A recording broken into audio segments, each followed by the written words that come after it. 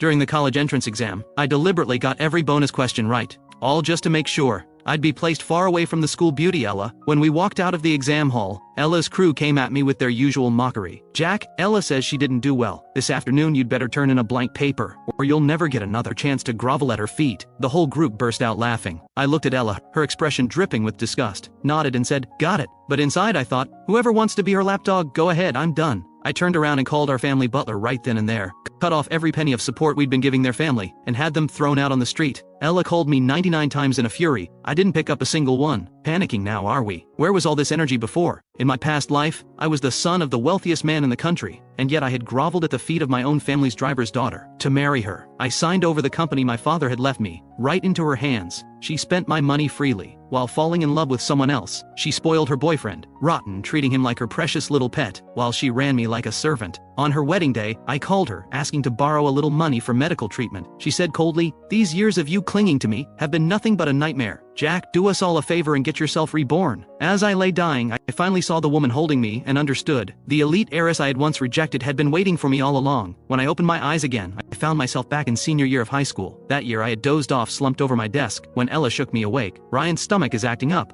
Go buy him some antacids, then grab lunch from the cafeteria. Load up on the meat, he's too skinny, he needs to eat more. Ryan was slouched at his desk, surrounded by a crowd fussing over him like he was royalty. Everyone was fawning over his stomachache, and of course, no one cared more than Ella. And I was Ella's brainless lapdog, dozing through class every day, spending every break fetching her food, buying her drinks, running her errands. Now that I knew I'd been reborn, looking at Ella's face only made me want to laugh. Who does she think she was, treating me like dirt? Seeing me just standing there, Ella snapped, what are you spacing out for? Go and make it quick. She walked over to Ryan, and gently patted his back. Ryan glanced over at me, and said to Ella, it's not right to send Jack, I'll go myself. What's the big deal? He loves doing this stuff. If I didn't ask him, he'd be upset, right Jack? She looked at me. I forced a thin smile, said nothing and headed to the cafeteria. This time I lined up and got 2 full meals. A classmate nearby spotted me and let out a little laugh. Fetching lunch for the queen again? She likes Ryan, you know, someone on her level, not a nobody like you. I asked flatly. What do you mean a nobody? They sneered. You're a servant's son, riding to school with her every day and thinking you can actually marry her. Wake up, a guy as dumb and useless as you. You'll spend your life as her family's servant, doing her laundry, sweeping her floors, changing her kids' diapers. I let out a bitter laugh. Ella told you I'm a servant's son? I had liked her, that was the only reason. I'd let her ride in my private car to school every single day.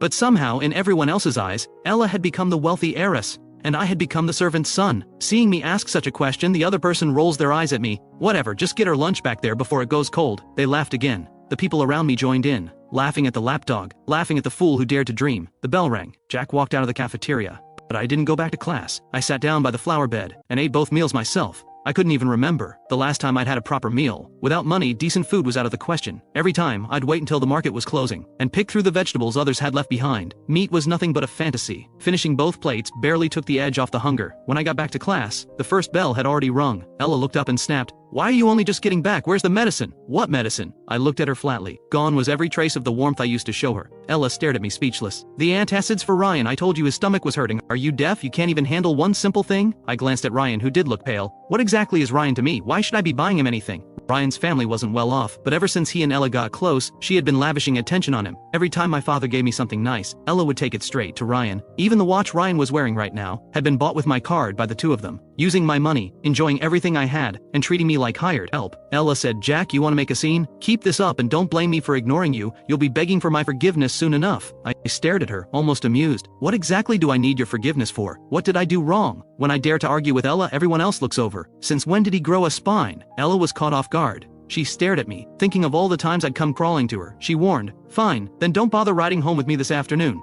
I nodded. Sure. I walked to my seat and sat down, as if her words barely registered. Just a casual, effortless agreement. Bree, who sat next to Ryan, stepped in immediately. Excuse me, Jack, what is your problem? All you had to do was buy some medicine. You couldn't even do that? Can't you see Ryan isn't feeling well? I gave her a cold look. Then you go buy it. Bree fired back, full of righteous indignation. That's your job. Why would I go? I have nothing to do with Ryan, so why is it my job? Bree pointed at me. You're Ella's family servant. Isn't this just what you do? That set me off. I turned to Ella. Have you been going around telling people I'm your family servant? Ella flinched slightly when my eyes landed on her. Of course, it wasn't something she'd said outright, People had just assumed, seeing her arrive every day in a luxury car, she'd simply never corrected them. She would never tell anyone that her father was just a driver, that she was the driver's daughter. Now somehow I was the one making a scene. Ella walked over, she sat next to me. Fine, forget the medicine, I'll get it myself. She figured it was simple jealousy. Me refusing to do anything for Ryan was just me pining for her. She glanced at me. So where's the food? No medicine, fine, but you at least got lunch, right? Someone had already told her they'd seen me get 2 trays. I said calmly. I ate it. What? You ate both of them? She looked almost personally offended. I nodded. The kids in front turned around with looks of disgust. What are you, an animal? You finished 2 whole trays? They were used to kissing Ella's boots and looking down on me. Before I'd put up with them, they were Ella's crowd and I'd wanted to stay on their good side, hoping they'd put in a good word for me. Now I realized I'd been far too tolerant. Every time Ella treated them to something, it was my money paying for it. I said calmly, I spent my own money. 2 trays, 20 trays,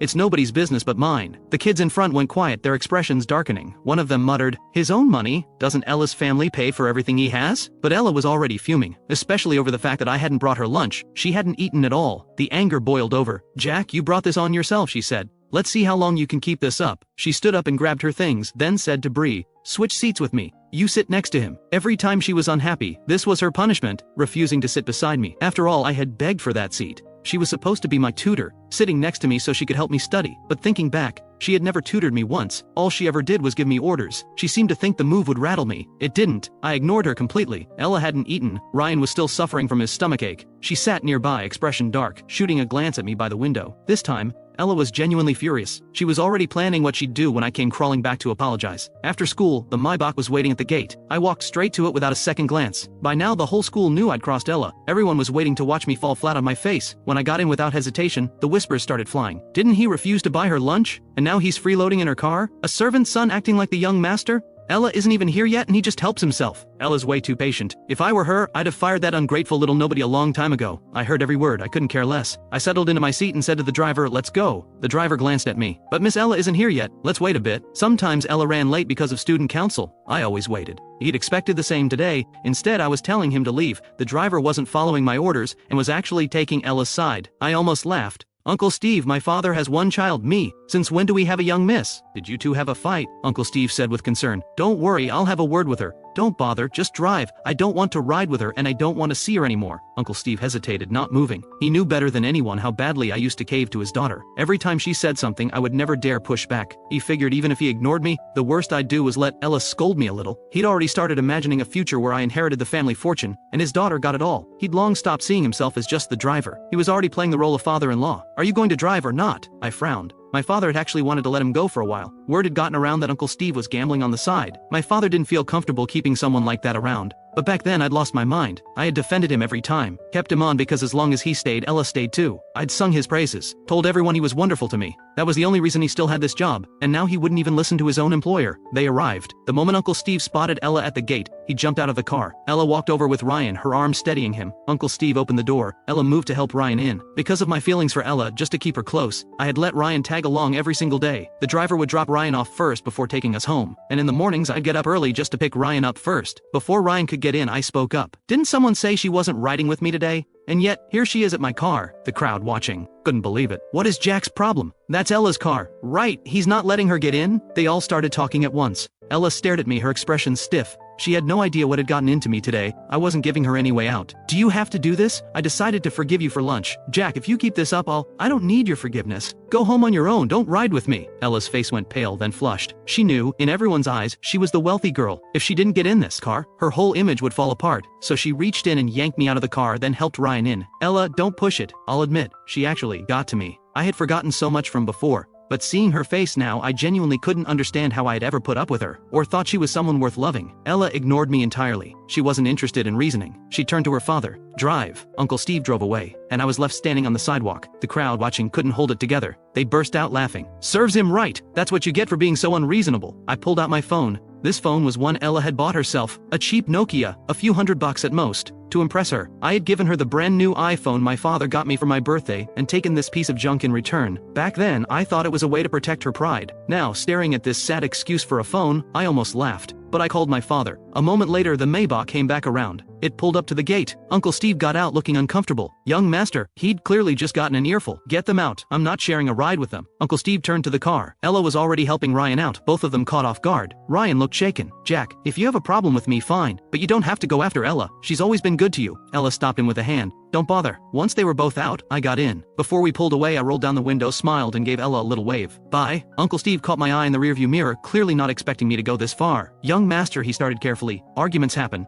Don't take it too hard. I'll have Ella come apologize. Though without a ride, she'll probably have to take the bus. Who knows what time she'll get home. Everyone else can take the bus. Why can't she? Uncle Steve, have you forgotten who signs your paycheck? If you have a problem with me, you're welcome to quit. Lecturing me. All because he thought his daughter had a shot at my family's money, he'd stop treating me like his employer. If I hadn't called my father, he would have left me standing there without a second thought. Uncle Steve went quiet immediately. Back home, Auntie Chen met me at the door. Young master, you're back alone? Where's Miss Ella? There is no Miss Ella in this house anymore, I said. Auntie Chen blinked. When did the young master finally come to his senses? I had treated Ella so well for so long, that both she and her father had completely lost sight of their place. Auntie Chen had wanted to say something many times. She never dared, because she knew it would upset me. Now hearing this from me, she was genuinely moved. She looked at me. She had always been the kindest to me among all the household staff. But before, because she used to manage things around Ella, I had unfairly resented her for it. After Ella took over the household in my past life, Auntie Chen was the first one she drove out. Thinking back on everything, looking at her now, my eyes stung. I'm heading upstairs, I told her. Of course. Oh, Miss Sophia is here. Should I send her away? Sophia came by the house often, but because my father had arranged her for me, and I was obsessed with Ella, I had resented Sophia's very existence. Every time she came, I refused to see her. I'd just have someone send her away. In the end, we had barely crossed paths at all, but as I lay dying, it was her people who got me to the hospital. She had never forgotten that she was my fiancée. I stopped Auntie Chen.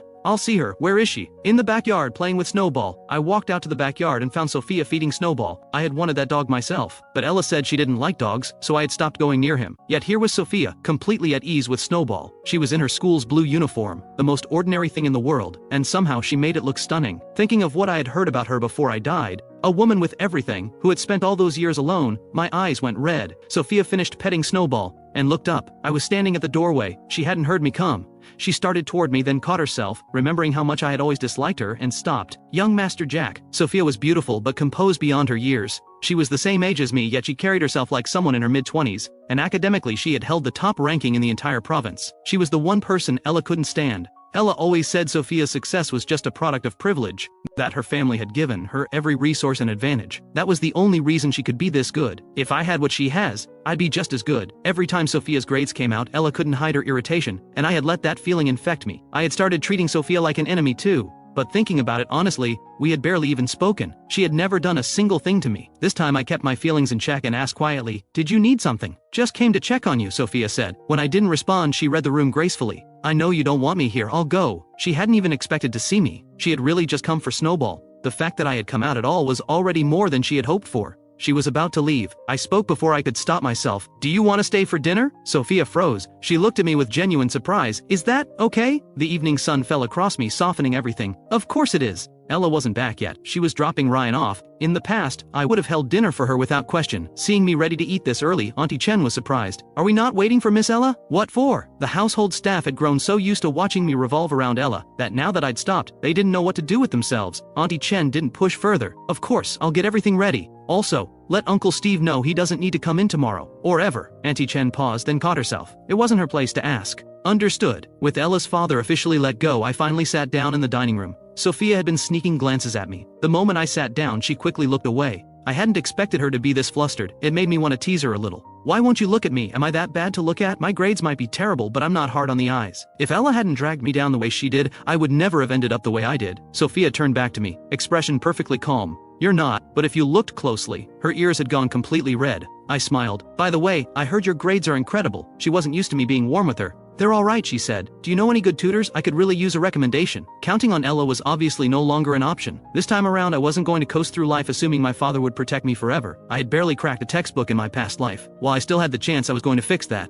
Sophia had connections. A tutor she recommended would probably actually be worth something. A tutor? What about Ella? She had heard that my tutor was a classmate, which was why Ella had been living at my house all this time. She's been let go because Ella had never respected me. She had zero patience for tutoring me, and every penny I'd paid her had been completely wasted. Sophia looked surprised. I was clearly serious. This wasn't a joke. She picked up her glass and took a sip, steadying herself. "I don't have a tutor. I've always just studied on my own. If you don't mind, I could come every day and tutor you myself." She didn't really expect me to say yes. Given that I had never even spared her a glance before, being invited to dinner was already far beyond what she'd hoped for, so when my face lit up the way it did, she wasn't prepared. Really? Sophia nodded, almost flustered by my reaction. Whenever you're ready. Absolutely, I said, genuinely happy. Of course, I just don't want to take up your study time. It won't, Sophia said, her face calm, but her eyes soft in a way that was hard to miss. It won't affect me at all. She had already finished the entire high school curriculum and had a guaranteed university placement, but she didn't say any of that, afraid it might put me off. Then thank you, I said. My grades are terrible, just don't give up on me. Ella had good grades too, but not a drop of patience. If I didn't get something on the first explanation, she would just yell at me. My grades had actually been average before.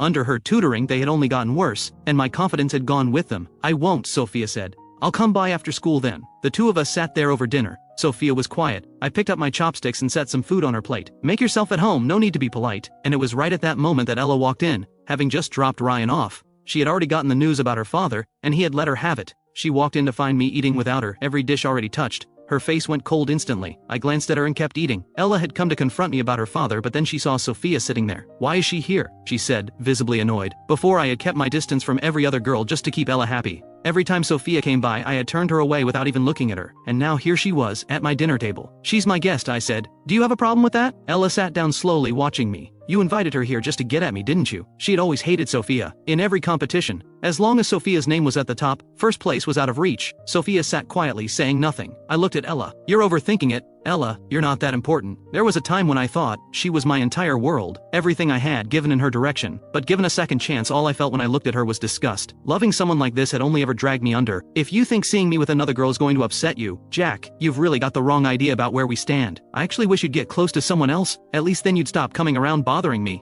With that, she got up and went straight upstairs to her room. I was speechless. Once Ella was gone, I caught the shift in Sophia's expression. Something complicated had moved through it. Don't listen to her, I said quickly. I wasn't entirely sure she wouldn't take it the wrong way, but Sophia said nothing. She had gone quiet, her warmth replaced by a noticeable chill. After dinner, I walked her to the door. Take care on the way home. Okay. She left without another word, quiet as always. I went back inside. Ella was coming down the stairs. She had changed out of her uniform jacket and was wearing just a short-sleeved shirt. For all the terrible things she had done, she really was beautiful, soft-looking, almost gentle. That was exactly how she had fooled me before. Now Ella turned to me and said, "Why did you fire my father?" She hadn't brought it up in front of Sophia. She couldn't afford to let anyone know she was just the driver's daughter. Making a scene in front of Sophia would have been humiliating. Do I need to explain myself to you for firing a driver? That's my father, Ella said. Everything today was my call. He had nothing to do with it. If you want to punish someone, punish me. Go ahead, fire me too. The word fire gave me a second wind. I looked straight at her. Gladly.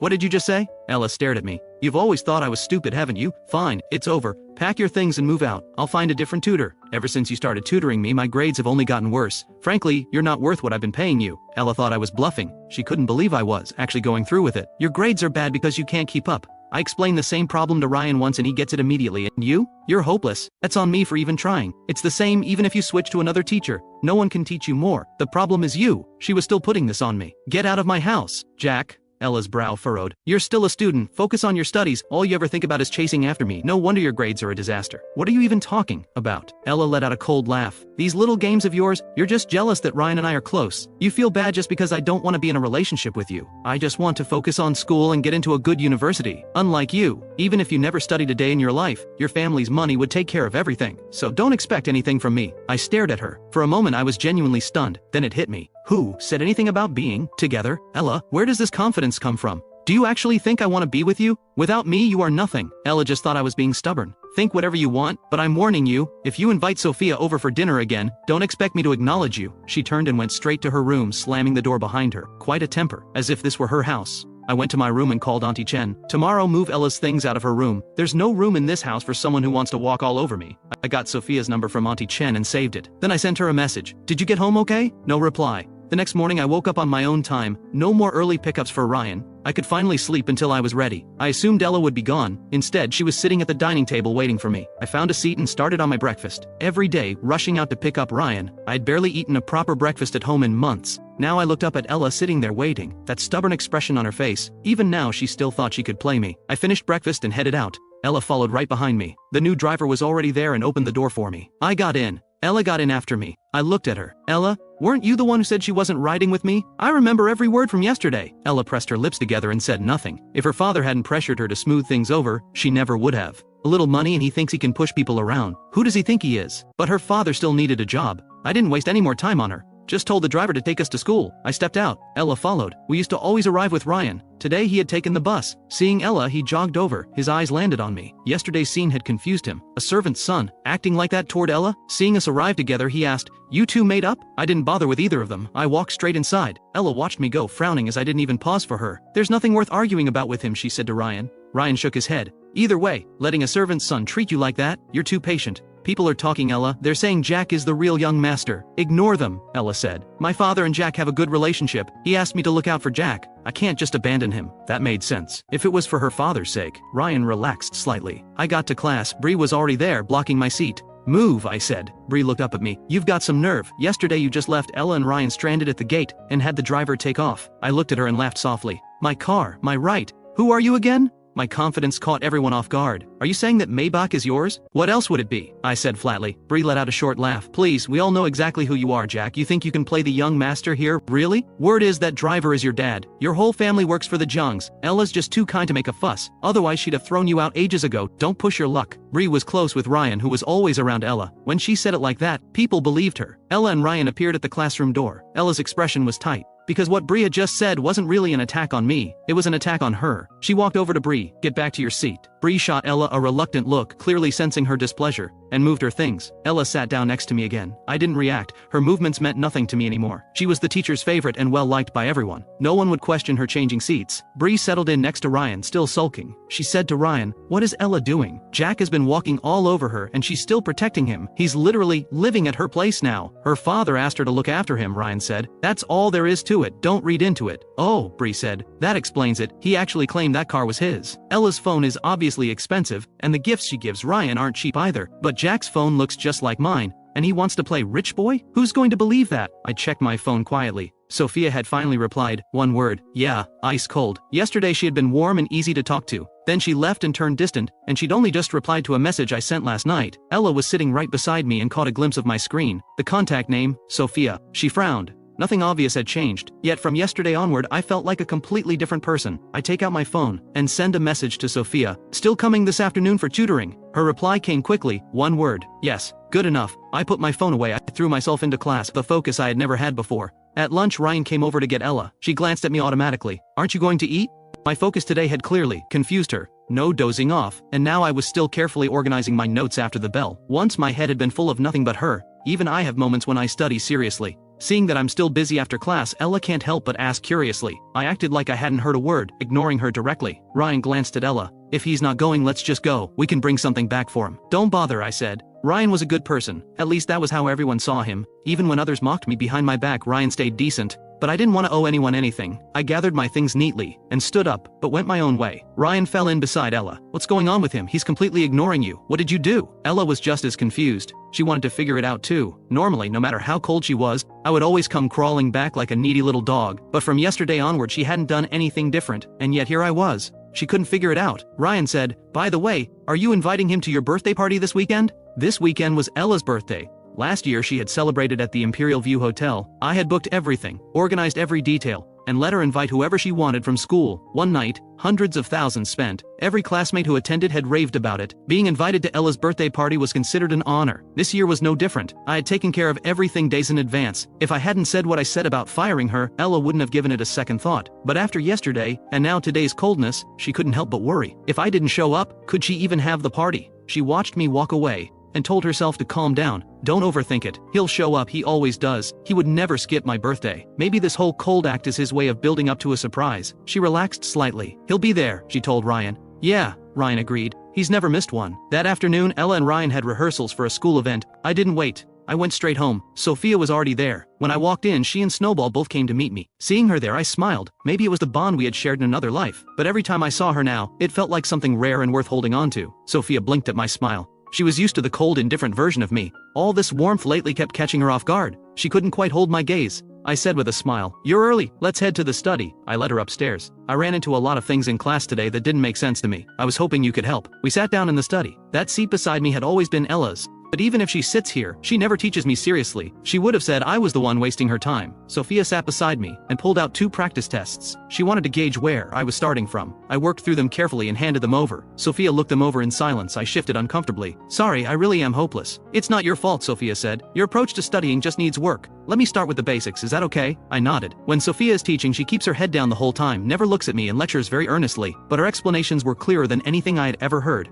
Things that had baffled me for months suddenly clicked the moment she explained them. Sophia had been going for a while. She was getting thirsty. When she finally looked up, she caught me staring. She swallowed, a little self-conscious, and looked back at the paper. Is something wrong? Do you have a question? I was just thinking, you're so patient with me, but on your phone you're completely cold. 2 words total. Is it because of the thing with Ella? Are you upset with me? No, Sophia said. Family came over yesterday. I was busy and didn't see your message until morning. By the time I saw it, it was already morning. If you ever need anything, just call me anytime. We were deep into studying. When my phone rang, I picked up. Ella's voice came through. Jack, what do you think you're doing? What did I do now? Her accusatory tone, I genuinely had no idea what I had done. You had them throw out all my things. I glanced at Sophia, no point hiding it. I directly said, I told you yesterday, you've been let go, which means you have no reason to be in my house anymore. I'm in the middle of a session. Don't bother me. I hung up. Ella stood at the door, staring at her bags piled outside. She couldn't believe I had actually done it. I was really throwing her out. I put the phone down. Let's keep going. Sophia replied quietly and said nothing more. A few minutes later, the study door flew open. Ella stood there. Her face was dark with fury. Her eyes swept over me and Sophia, a flicker of contempt in her gaze.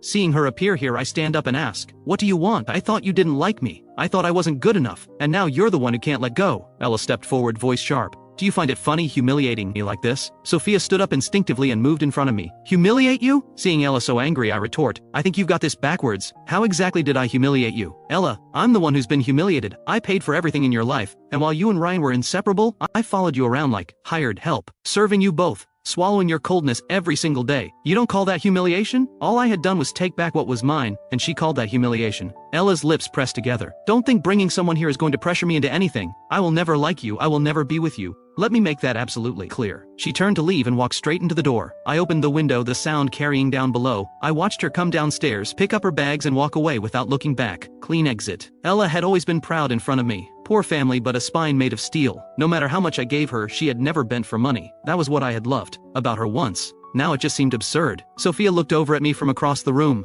Jack. I turned, she was still there. Sorry, let's keep going. Sophia looked at me. Maybe I should go, you don't seem like you're in a great place. I'm fine, really. I was just thinking about some dumb things I used to do. It's not about Ella. Watching Ella leave actually made me feel lighter. At least now I didn't have to dread what was coming. Away from Ella, I wouldn't get sick this time. I wouldn't end up the same way. I'll head out then, Sophia said and moved toward the door. I stepped forward and caught her hand. Sophia froze. She turned and looked at me. What is it? I didn't quite know what I was doing, but I could see she wasn't entirely okay. Every time Ella showed up and said the things she said, Sophia would quietly start pulling away from me. My closeness with Ella had been obvious. I had never hidden how I felt about her. Everyone, including Sophia, had assumed that I was in love with Ella, and honestly, I had. If not for that wretched ending in my past life, I might never have woken up. I let go of her hand and looked at her. Are you free Saturday? I want to go to the Imperial View Hotel for dinner. Want to come? The food there was exceptional. After a past life spent half starving, I just wanted to eat well. Before I would have taken Ella without hesitation. Now, she was the last person I wanted to bring. Sophia was the match my father had arranged for me.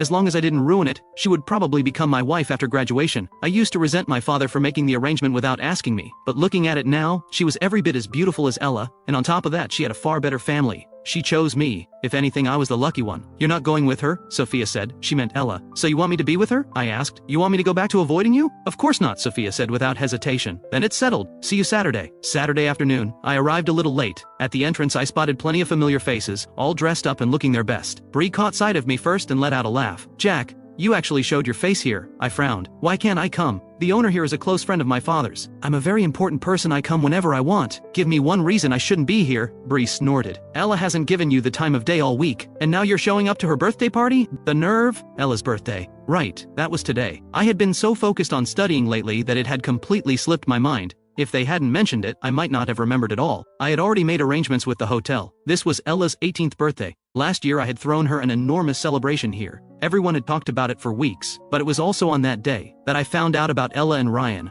I had confronted her, and she had been completely unapologetic. Ryan and I like each other, why shouldn't we be together? Jack, can you stop sticking your nose in my life? I'd stopped talking to her in a rage. We were at a standoff for 2 whole days, and then I had broken first and apologized. From that birthday onward, the two of them had gotten bolder, right in front of my face. Eventually I'd begged her to be with me, and to get her to marry me. I had even gone so far as to sign away the company my father had left me. What a fool. Standing here now, watching the crowd enjoy themselves, I had no interest in any of them. All of this had been arranged by me. All of it charged to me. And now that I'd cut Ella off, she had still brought everyone here to spend freely. I was genuinely curious how she planned to handle the bill. I ignored the jeers and walked straight to the elevator. My table with Sophia was already reserved. I wondered if she had arrived. The elevator opened. Ella was right there, deep in conversation with Ryan, until she saw me. Her eyes locked onto me immediately. She smiled. I knew you'd show up, and here you are. She walked toward me with a trace of smugness. Didn't you say you weren't coming?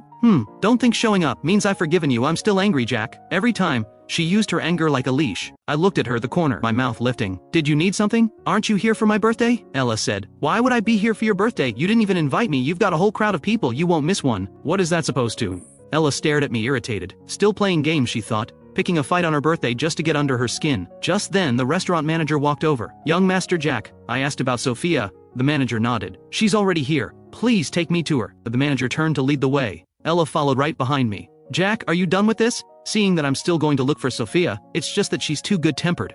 I glance at her. I'm not the one making a scene. You are. You told me to stop following you around, said I was annoying, now I have, so what's the problem? Your boyfriend is waiting, I say, glancing over at Ryan, who looks like he wants to follow us but thinks better of it. Ryan has never seen Ella come to me like this before. Of course, I know exactly why she's doing it. It's not me she can't bear to lose. It's the money in my pocket. She never liked me. Yet she accepted everything I gave her without a second thought. She'd say no with her mouth, then take it with a smile. Now that I'm pulling back, she's panicking. After all, she's been planning this birthday party for so long. She can't let it fall apart now. Ella says, if this is about me and Ryan, I can keep my distance from him. So can you please stop causing trouble? For the first time ever, she's the one backing down. That alone tells me how much this party means to her. Then again, if she didn't care about appearances, she never would have built that rich girl image at school, and she certainly wouldn't have invited half the school to her birthday. Turns out she's afraid of looking bad after all. I've seen Ella play the cold, untouchable queen. Watching her fold over a birthday party is something else entirely. I find it rather entertaining. I give a slow nod. Right. It's your birthday. Wouldn't want to ruin everyone's fun, would we? I turn to the manager. I made a reservation here. The Jade Hall under the name Ella. The manager checks her records. Yes, that's correct, young Master Jack. Since today is her birthday, go ahead and let her use the hall. I look back at Ella. That works for you? Ella breathes a sigh of relief when she sees I've softened my stance. She looks at me and says, so this was all just to break me and Ryan up. You can't stand seeing us together. You're overthinking it. I don't care who you're with. Ella, give it time. You'll understand. Without me, you're nothing. The manager stands quietly to the side. My words strip Ella of every shred of dignity. I'm done with you, she snaps and walks away without looking back. The manager glances at me. I'll have the Jade Hall prepared right away. I nod. One thing, nobody leaves until she settles the bill herself. Not a single person. Understood, young Master Jack. Once everything is in order, I go find Sophia. Ella makes her way back to Ryan. Ryan sees her dark expression. How'd it go? What did you two talk about? Nothing worth mentioning, Ella says. She glances at Ryan, steady, gentle, attentive as always, as if she'd ever break up with Ryan for Jack's sake. Dream on. Once this party is over, she's cutting Jack off completely. Not even a polite smile. Sophia isn't in her school uniform today. She's wearing a dress. The style is simple, but on her it carries an effortless elegance. When I walk in, she's absorbed in the menu. She hears me and looks up, our eyes meeting. I smile. Been waiting long? No, I just got here too. Sophia studies me for a moment. I'm in a plain tee today, bright and easy looking, though I'm on the thin side. I slide naturally into the seat beside her. Sophia didn't expect me to sit so close. She stiffens slightly. There are plenty of other seats. I don't notice her discomfort. Have you ordered yet? Not yet, still looking. Let me see. I lean over, reading the menu right alongside her. Sophia can't focus on the menu anymore. Her attention keeps drifting to me. Whatever shampoo I use, it smells good, clean and fresh, not overwhelming at all. I'm in the mood for something bold and heavy. It's the kind of thing that makes you feel alive. Those days of illness, never enough food, never warm enough, never able to sleep, those days were pure torment. Even now, reborn, I sometimes dream I'm back in that life. The food is fiery. I fan my mouth with my hand. I reach for the watermelon juice and take a sip. Sophia asks, do you like spicy food? It's fine. I look up at her. You? I do too, she says, playing along. She picks up her chopsticks and helps herself. We're in a private room, a server standing quietly nearby. A short while later, the owner of the Imperial View Hotel walks in. His name is Miles. I greet him politely. Uncle Miles. Miles looks at me with a smile. Jack, you're here too. The way he says it tells me he didn't come for me. Sure enough, he heads straight for Sophia. Miss Sophia, he says respectfully. Welcome to our hotel. Please don't hesitate to let me know if anything falls short. He knows who Sophia is because of his close ties with my father. Most people have no idea who she really is. No one knows the Sophia family's youngest daughter from the capital is quietly living here in this city. Sophia gives a brief acknowledgement and goes back to eating. She's so cold. I always thought she was warm. Seeing her now, I realize Sophia just doesn't like talking to people. Miles stands there a moment, pours her water himself. She says nothing. A keep your distance energy fills the entire room. Finally, Miles reads the room and says, I'll leave you to enjoy your meal. Take your time. Uncle Miles, wait, I stop him. At the sound of this voice he stops walking, then he turns back. Young Master Jack, is there something you need? His smile is warm and genuine. The kind of person you can't help but like. It's why I've always had a good impression of him. But if my memory serves me right, in my previous life, the Imperial View Hotel caught fire just 3 days after Ella's birthday party. The kitchen fire suppression system was inadequate, and when the fire broke out, the extinguishers were completely useless. The fire even claimed lives. The Imperial View had been the finest hotel in the city. After that, it never recovered. Word was that Miles fell gravely ill from the blow. I look at him and ask, is your hotel's fire safety system in good shape?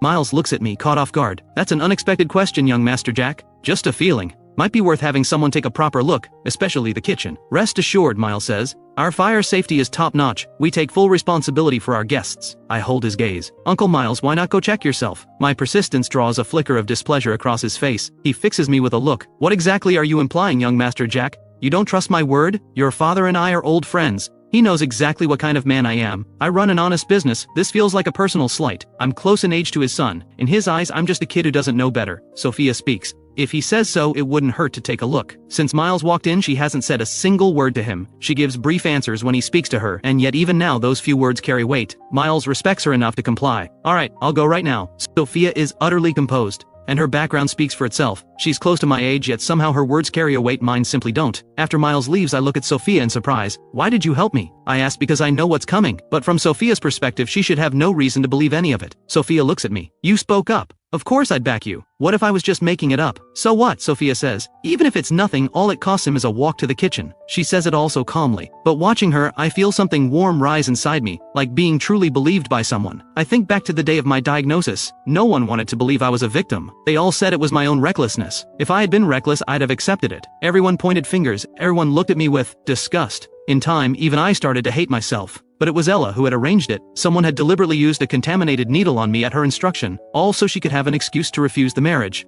Only the one who set the trap knows just how innocent you really are. Sophia and I take our time with the meal. When it's done, we don't leave. We order dessert. I even brought my homework along and work through it at the table. Sophia walks me through the problems as I go. We talk until evening. When Ella's birthday party wraps up and the guests move to leave, they find themselves stopped. Ella hasn't settled the bill. Ella calls me. I let it ring. Sophia watches from beside me. Why aren't you answering? I know who it is. I let it ring again. It takes 2 more calls before I pick up. Jack, what is this? On the other end of the phone, Ella's voice is full of anger. The angrier she gets, the lighter I feel. I've said I'm done with her, but the debt from my last life still needs to be paid, otherwise I'll never be able to let it go. I smile. Ella, what's all this? Why so worked up? Get over here and pay the bill, Ella says through her teeth. Don't make this worse. She had planned to walk out tonight and never deal with me again. She didn't expect me to be waiting for her. Now she can't pay and every single person is stuck there. Everyone is watching her. That's strange, I say. I wasn't at your party, why would I pay your bill? Why not split it with everyone? I'm sure they'd chip in. They all seem fond of you. Great friends too. Always going out to eat together. I used to give Ella well over $100,000 a month in spending money. She took it as if it were hers by right. In her mind it was just payment for tutoring.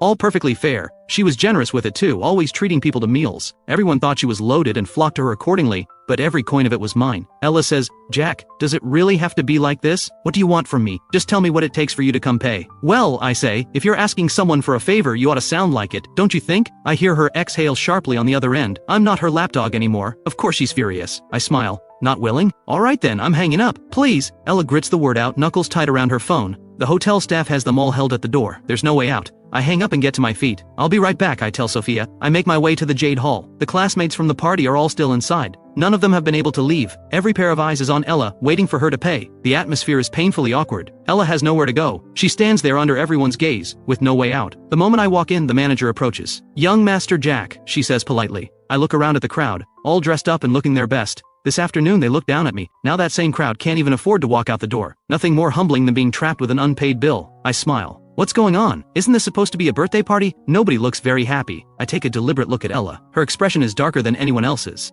Ryan stands off to the side, clearly unsure what's going on. The manager explains, Miss Ella hasn't settled the bill. I simply ask that everyone remain until it's taken care of. I wave a hand. Is that all? No need to make a whole thing of it. These are my classmates, I'll cover the bill tonight. I hand my card to the manager. She takes it and processes the payment. The looks people give me shift, complicated, uncertain. Ella is the one having the birthday party, and yet Jack is the one paying. What exactly is going on? Can't she pay for her own party? Ella feels her face burn. She stares at me. No wonder he came so willingly. This was his plan all along, to humiliate her, to let everyone see that she's broke, that she depends on him for money. He could have quietly settled it without a word. Instead, he makes a show of it, swiping the card right in front of everyone. This guy has completely lost it. A moment later, the manager returns, handing me back the card along with the receipt. "Done, young Master Jack, here's the bill." I glance at the total. Then I read it aloud, deliberately. 860,000. Happy birthday, Ella. Since it's your special day, I'll cover this one, but there won't be a next time. I glance over at Ryan. He's standing right beside me and the color has drained from his face. Wait, all of Ella's money came from Jack?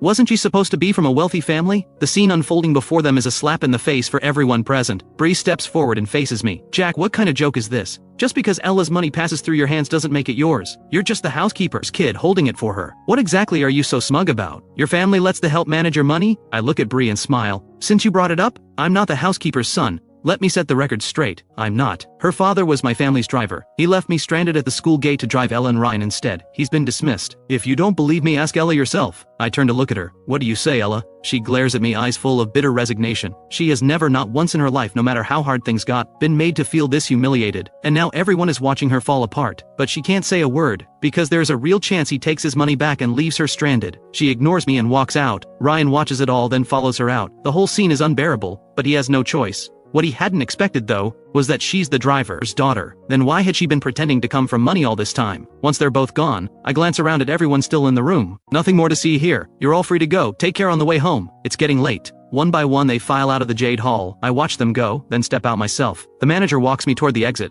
She sees me to the elevator. Sophia arrives at exactly the same moment. We step into the elevator together. I don't say anything. Neither does she. I set the record straight back there in front of everyone. But I don't feel particularly good about it. Compared to everything I suffered, what I just did to Ella barely scratches the surface of the score I need to settle. Sophia notices my silence. She doesn't disturb it. We reach the lobby, and Miles is there. The moment he spots me, he comes straight over. "Jack." This time it's not Sophia he's looking for, it's me. "Uncle Miles," I say politely. Miles takes my hand in both of his. "Jack, I can't thank you enough. If it weren't for you, this hotel would have been finished. I went and checked myself, just now. There were serious problems everywhere. It was my cousin's negligence. I've already sent him home." I relax. "It was nothing." Miles gives me a curious look. "How did you know there was a problem?" The question catches me off guard. I scramble for an excuse. "I dreamed about it last night." Miles bursts out laughing. "All right, I won't pry. Oh, I've had some gifts prepared for you both." He signals to an assistant who brings them over, 2 small gift bags. "Thank you, if you ever need anything just say the word." He means every word of it. Miles sees us to the door. Sophia's car is already waiting. I settle into the seat and look out the window. The streets are quiet at this hour. A fair number of cars still on the road though, light traffic. I remember how we usually talk so much, but tonight neither of us says a word. Sophia doesn't push me, but she's thinking about how I somehow knew about the fire hazard at the Imperial View. By any logic, I shouldn't know more about his hotel than he does. She's also heard what happened in the Jade Hall. Today is Ella's birthday, and yet Jack spent it with her, not Ella. That alone is something. But then he deliberately humiliated Ella in front of everyone. He really is done with her. So then why does he look so hollow right now? The truth is, the sadness only lasts a moment. I know I've been given a second chance. Everything can still be changed. As long as I don't repeat the same mistakes, there's still time. Studying hard every day lately, it's genuinely exhausting. I feel like I could sleep forever. Right now I'm barely keeping my eyes open. Before long I drift sideways and fall asleep against Sophia's shoulder. Sophia freezes. By the time they reach my home, Sophia's arm has gone slightly numb. She hasn't dared shift position, afraid of waking me. She's held still the entire way. "Miss, we've arrived." Sophia glances out the window, then her gaze falls on my face, pale, peaceful. She hesitates over whether to wake me. The driver has already stepped out and is waiting by the door. Sophia still doesn't wake me. I feel the car stop and open my eyes, glancing out the window. When it registers that I'm home, I slowly look over at Sophia. She's sitting perfectly still, not quite meeting my eyes. I roll my neck gently, a little stiff, and sit up straight. "We're here." Sophia gives a small nod. "Then why didn't you wake me? You look like you needed it." She says it the same way she says everything, face perfectly neutral. I look at her and notice the tips of her ears are red. She's always struck me as someone reserved, but I didn't expect this level of innocence. "Sophia." She hears her name and meets my eyes. "Are you afraid of me?" "No." "Then why do you avoid looking at me? When we're together, you act like I bother you." Sophia gives a quiet cough. "I'm just not used to being this close to someone. You're the first." I can't help laughing. "Then why didn't you ask me to move?" Something in my words seems to prompt her, as if to prove she's the one in control, and she asks, "Why did you and Ella fall out? I thought you liked her." The question catches me off guard. I stare at the empty street ahead. I just realized I don't. A beat. "What?" "Nothing, I'm heading in." I step out of the car. At that moment the front gate slowly swings open. My father Owen appears in the doorway. The moment I see him, something inside me lights up. Dad, you're finally home. Dad is always busy with work. Most of the time I'm alone in that house. There are plenty of staff but few who can actually keep me in line. That was one thing, but even my father spoiled me too much, always putting my happiness first. Being spoiled by him, those were my most carefree days. In my previous life my father told me to stop chasing after Ella. I wouldn't listen. Seeing him now, all I feel is warmth. Standing before him, a long-buried ache rises to the surface. I throw myself into his arms. The tears come before I can stop them. Maybe it's only in front of the people closest to you that you let yourself break. Dad had been ready to play the stern father when I came home so late. Then I went and did this, and started crying. He panics immediately. He pats my shoulder, gentle and careful. Hey, what's wrong, son? Who hurt you? Was it that Ella girl? I heard you fired both of them. I hold on to him. Nothing, I just missed you. You silly kid. Every time I call too often you tell me I'm annoying. Wait, is that the Sophia's car? His words make me turn around. Sure enough, Sophia's car is still at the gate. Sophia has stepped out. My eyes are still red. Having her see me like this, embarrassing. Sophia gave me a lift, I tell Dad. We went out for dinner. Dad glances at me, visibly surprised. He had brought up the betrothal before. I had been completely against it. I had even said I'd never have anything to do with Sophia. And now here they are, coming home together after dinner. He doesn't know what changed, but he turns to Sophia all the same. Sophia, come in and sit for a while. Hello, Uncle, Sophia says. I won't come in today, I should head home. She glances at me once, then gets back in the car. The car pulls away. I follow my father inside. Did Sophia do something to you? Dad eyes my red-rimmed eyes and crumpled expression. I shake my head. No, she's been good to me. I sink into the sofa. Dad keeps watching me. He's still young now. He wasn't old when he was gone either, in my last life, but somehow I always remember him as older when he left. Dad asks again and again, circling back until he's satisfied that Ella hasn't done anything to me. Sunday morning, barely out of bed, Auntie Chen tells me Ella is here. The memory of last night flashes through my mind. We've truly burned every bridge between us.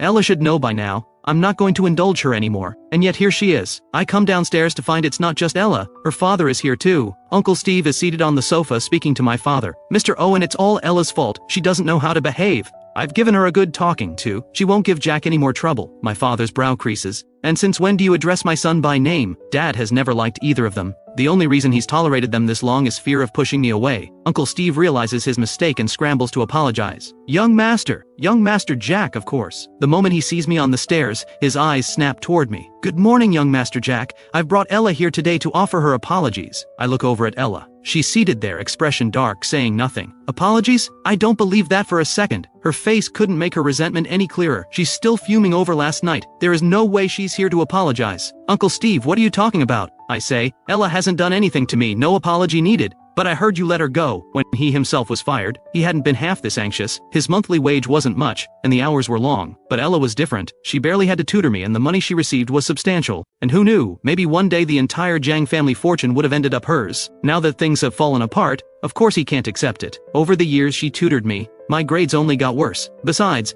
Ella herself said she couldn't do the job, that I was too dull to teach, so I did her the favor of letting her go. There's no conflict between us. She hasn't done anything wrong. Really, an apology isn't necessary. Dad gives me a sideways look. My expression is completely calm. Before I had insisted on having Ella around, insisted she tutor me. Dad had no choice but to go along with it. Now I've let her go entirely. Dad is surprised and quietly moved. His son has finally grown up. I have class to prepare for and I need to eat. Dad has someone see them out. After breakfast I head outside. The driver is already waiting in the courtyard. I get in. The car pulls out of the gate. I see Ella still standing outside, her father beside her. Gone is the soft-spoken man from inside. Uncle Steve raises his hand and strikes her across the face. I know Ella's story. Her father is a compulsive gambler. Her mother couldn't take it and left, abandoning Ella without a second thought. All these years she's lived with her father, borrowing money from relatives just to stay in school. As she got older she started finding her own way. Under those circumstances to still excel academically, top of the school every single time. I admired her for it. I gave her everything. My care, my attention, the best of what I had, because I wanted her life to be easier. But while I was aching for her, she never gave me a second thought. To her, I was a bank. The person she actually cared for wasn't me. I look away and head straight to school. After everything that happened yesterday, the way people treat me has noticeably softened. Classmates start coming up to talk. Jack, is your family really that wealthy? So all of Ella's money came from you? We always thought she was from a rich family.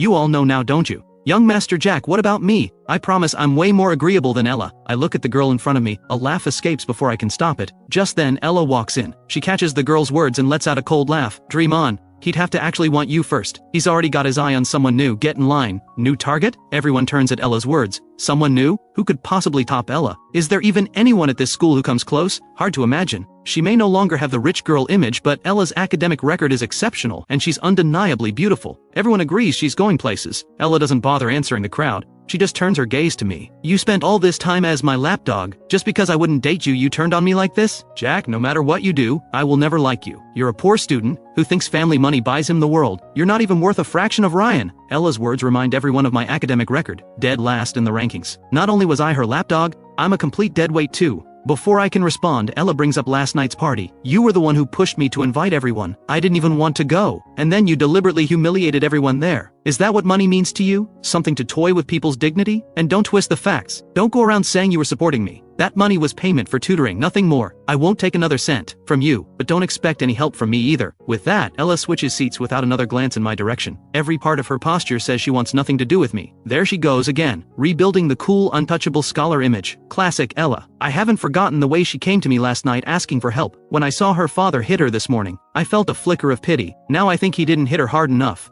I'm not going to let this slide. Tutoring? I say. Ella, you've got some nerve bringing that up.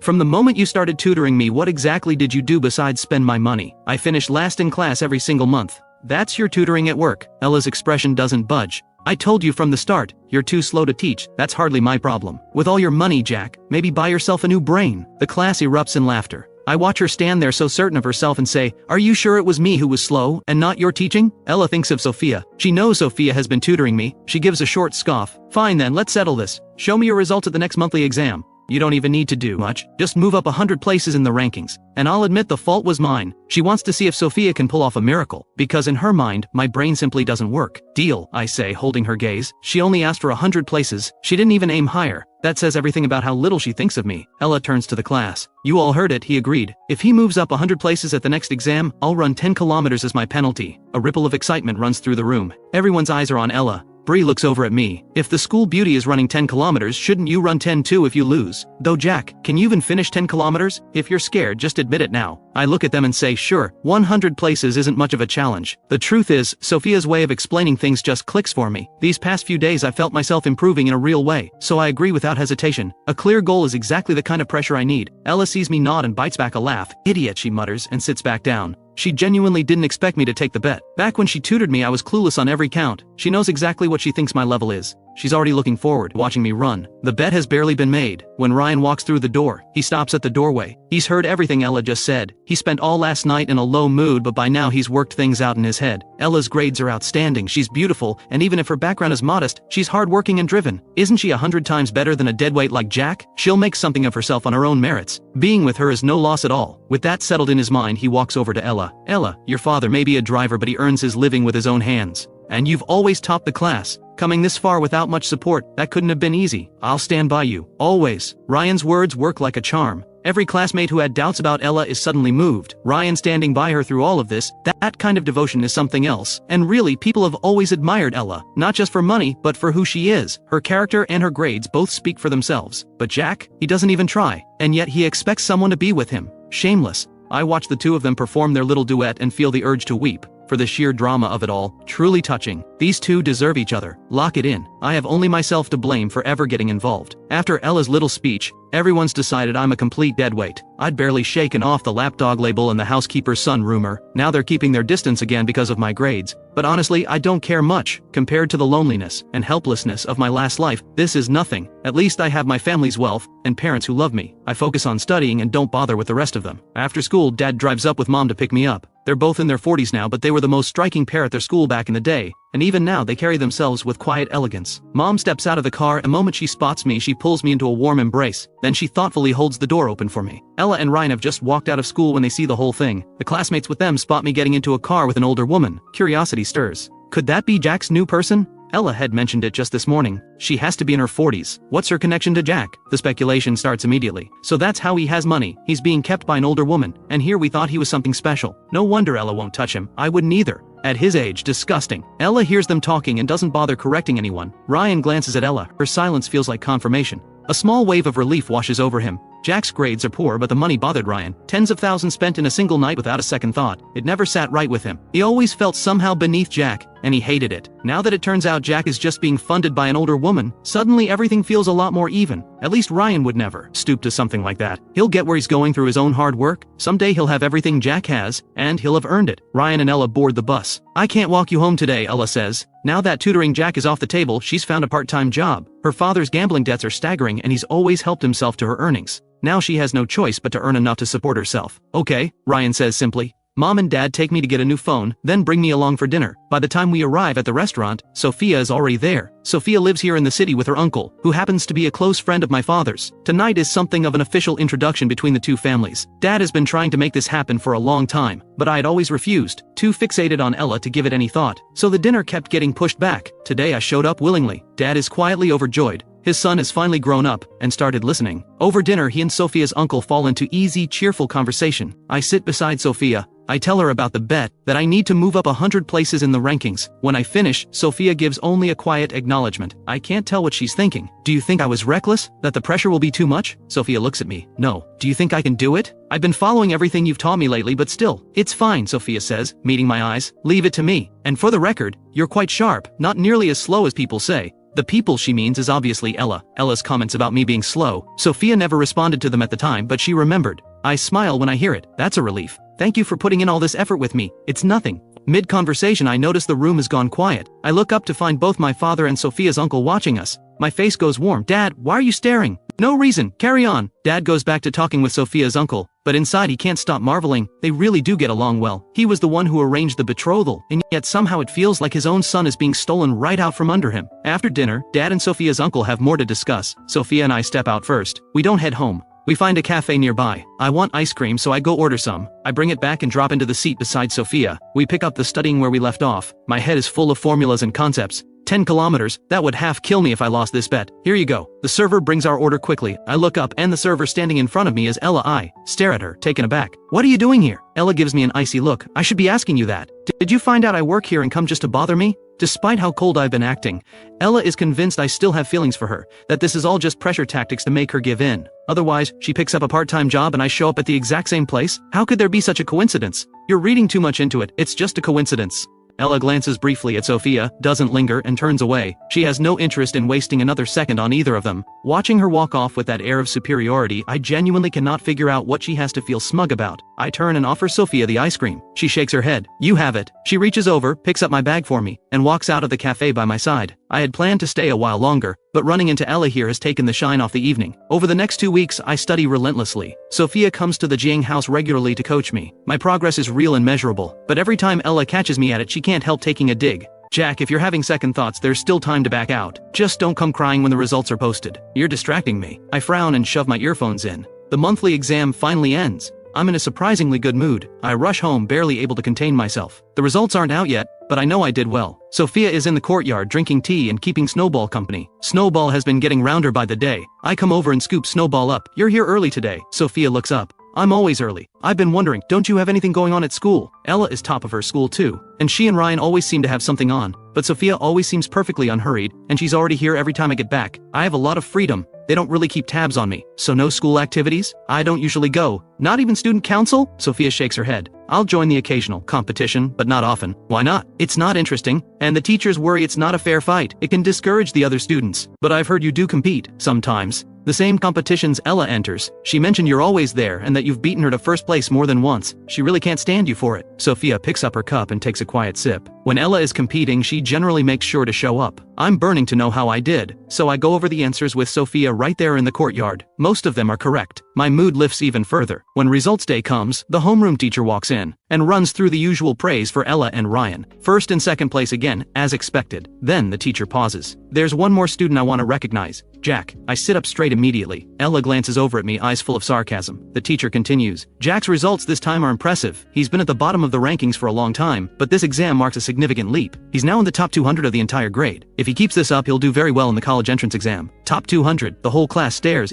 Even Ella freezes. She expected me to scrape together 100 places. Getting into the top 200 was never part of the calculation. Honestly, I didn't dare hope for this either. Maybe it's because I suffered so much in my last life that I no longer have any interest in wasting this one. I've been paying attention in ways I never did before. Every day, I listen carefully in class, then go over everything with Sophia afterward. She has a gift for teaching. Problems that once seemed impossible become almost straightforward when she explains explains them. Effort, it turns out, does pay off. Are you sure, teacher? Jack's scores were terrible before. How could he possibly? I am not mistaken, the teacher says, turning to me with a calm expression. Having a student drag the class average down had been a quiet headache for him. He had no idea I was capable of this. Getting that recognition from the teacher genuinely makes me happy. I catch Ella watching me. So, how did I do? You said I was too slow to learn. 10 kilometers, Ella, don't forget. Ella presses her lips together. She genuinely can't wrap her head around it. Could Sophia really be that good a teacher? After school, Ella has no choice but to run her 10 kilometers. I don't go home. I stay behind specifically to watch. I sit quietly off to the side, watching her from the corner of my eye. Watching her eat humble pie sends a rush of satisfaction through me I can't quite name. It feels good, really good. Ryan stands nearby, watching me with barely concealed anger at how cold I've become. Bree shoots me a look, then leans toward Ryan. Top 200, who cares? It's not like he came first. Acting like he owns the place. Ella got first and she's not half this pleased with herself. Ryan came second for that matter. Ryan's eyes rest on Ella, running laps on the track. A bet's a bet, he says evenly. Ella can handle a loss. So what if his grades improved? Bree says. He still goes home to that woman. The whole thing makes me sick. Stop spreading rumors about people, Ryan says. Ryan, you're just too decent. Bree gives his shoulder a light pat. By the time Ella finishes her 10 kilometers, the sky is nearly dark. She walks back drenched in sweat and looks at me. Happy now? I nod. Good effort. Feel free to bet against me again anytime. I get to my feet and walk out of the school grounds feeling lighter than I have in a long time. The moment Ella watched my figure leave, I felt extremely happy. And I even took small, skipping steps from time to time. The image she has of me is still a lovesick lapdog. But right now I can't even be bothered to glance back. She thinks about Jack and Sophia. Is he actually going to end up with her? They're equally matched in background. If he really does end up with Sophia, the moment that thought surfaces, Ella feels something she doesn't expect, a gnawing irritation, like something that was hers has been taken. Ella. Ryan notices her staring after me and speaks up. You must be exhausted. Here, drink some water. He holds out a bottle of water. Ella takes it. Thank you. She's always perfectly polite with Ryan. You worked hard, Ryan says. Though it is strange, Jack's scores have always been terrible. For him to jump this much all of a sudden, you don't think he cheated. Bree jumps in. That's exactly what I think. He cheated just to make Ella lose. Otherwise, how do you explain it? She tutored him every day and his grades were still awful. Then suddenly this. Easy, Ryan says, giving Bree a look. You can't say things like that without proof. If he comes after you for it, don't expect sympathy. I'm going to tell the teacher tomorrow, Bree says. I take the car home, eager to share the news with Sophia. Making Ella admit defeat. Sophia deserves her share of the credit. But Auntie Chen tells me Sophia didn't come today. A small wave of disappointment. I change out of my school clothes and head to the dining room. Dad's been away lately. It's just me in the house. I call Sophia. Sophia is in the pool at home. The housekeeper approaches quietly. Miss, there's a call for you. The figure in the water doesn't seem to hear. The housekeeper adds, it's Jack. Sophia surfaces immediately. She steps lightly onto the poolside. The housekeeper is already there with a towel, wrapping it around her. Sophia answers.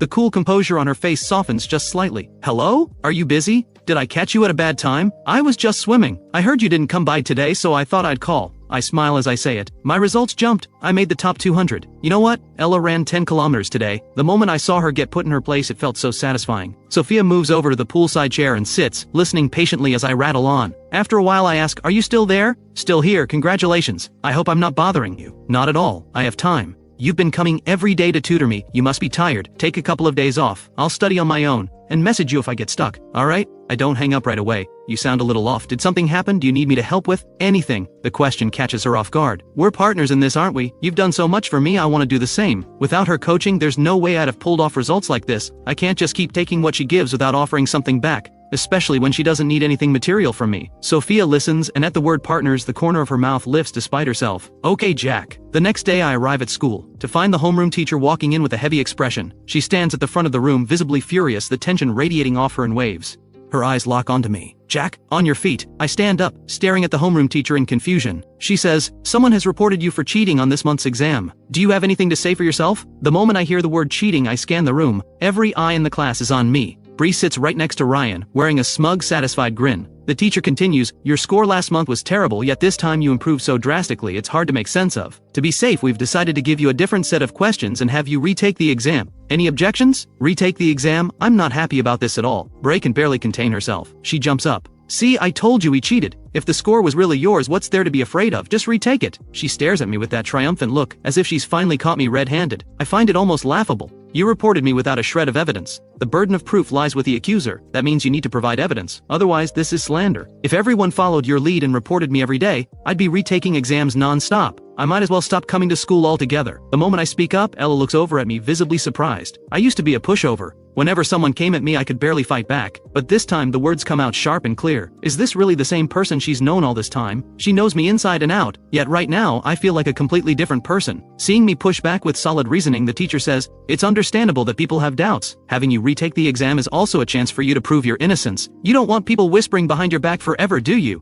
The teacher isn't backing down. She clearly doesn't believe I earned that score on my own. I smile. "Of course I'll retake it, teacher. I just think it's completely absurd to be accused like this without any reason. We're classmates after all. I have no idea what Bree's motive is for coming after me like this, and if I score even higher next time, won't she just find something else to say? So since she chose to report me without a single piece of evidence, she should face some consequences. If I'm proven innocent, how about she gets expelled?" Expelled. The word makes the teacher hesitate. Is that going too far, she wonders. Bree's grades are better than mine, so naturally the teacher leans in her favor. But this kind of rumor spreading around, it does serious damage to me. What if the pressure becomes too much and I do something drastic? Wouldn't that be far worse? The moment I bring up the word drastic, the room tenses up instantly. I turn to Bree. "What's the matter? You were so sure I cheated, scared to bet on it." "Of course not," she snaps. My challenge hits a nerve and she takes the bait immediately. She turns to the teacher fuming. "I'm willing to put my future on the line. Everyone knows what Jack grades are like. I can say with absolute certainty, he cheated." My reluctance to retake the exam without a fight only convinces Bree even more that I have something to hide. She says to the teacher, "But if Jack is proven to have cheated, then he should be expelled too.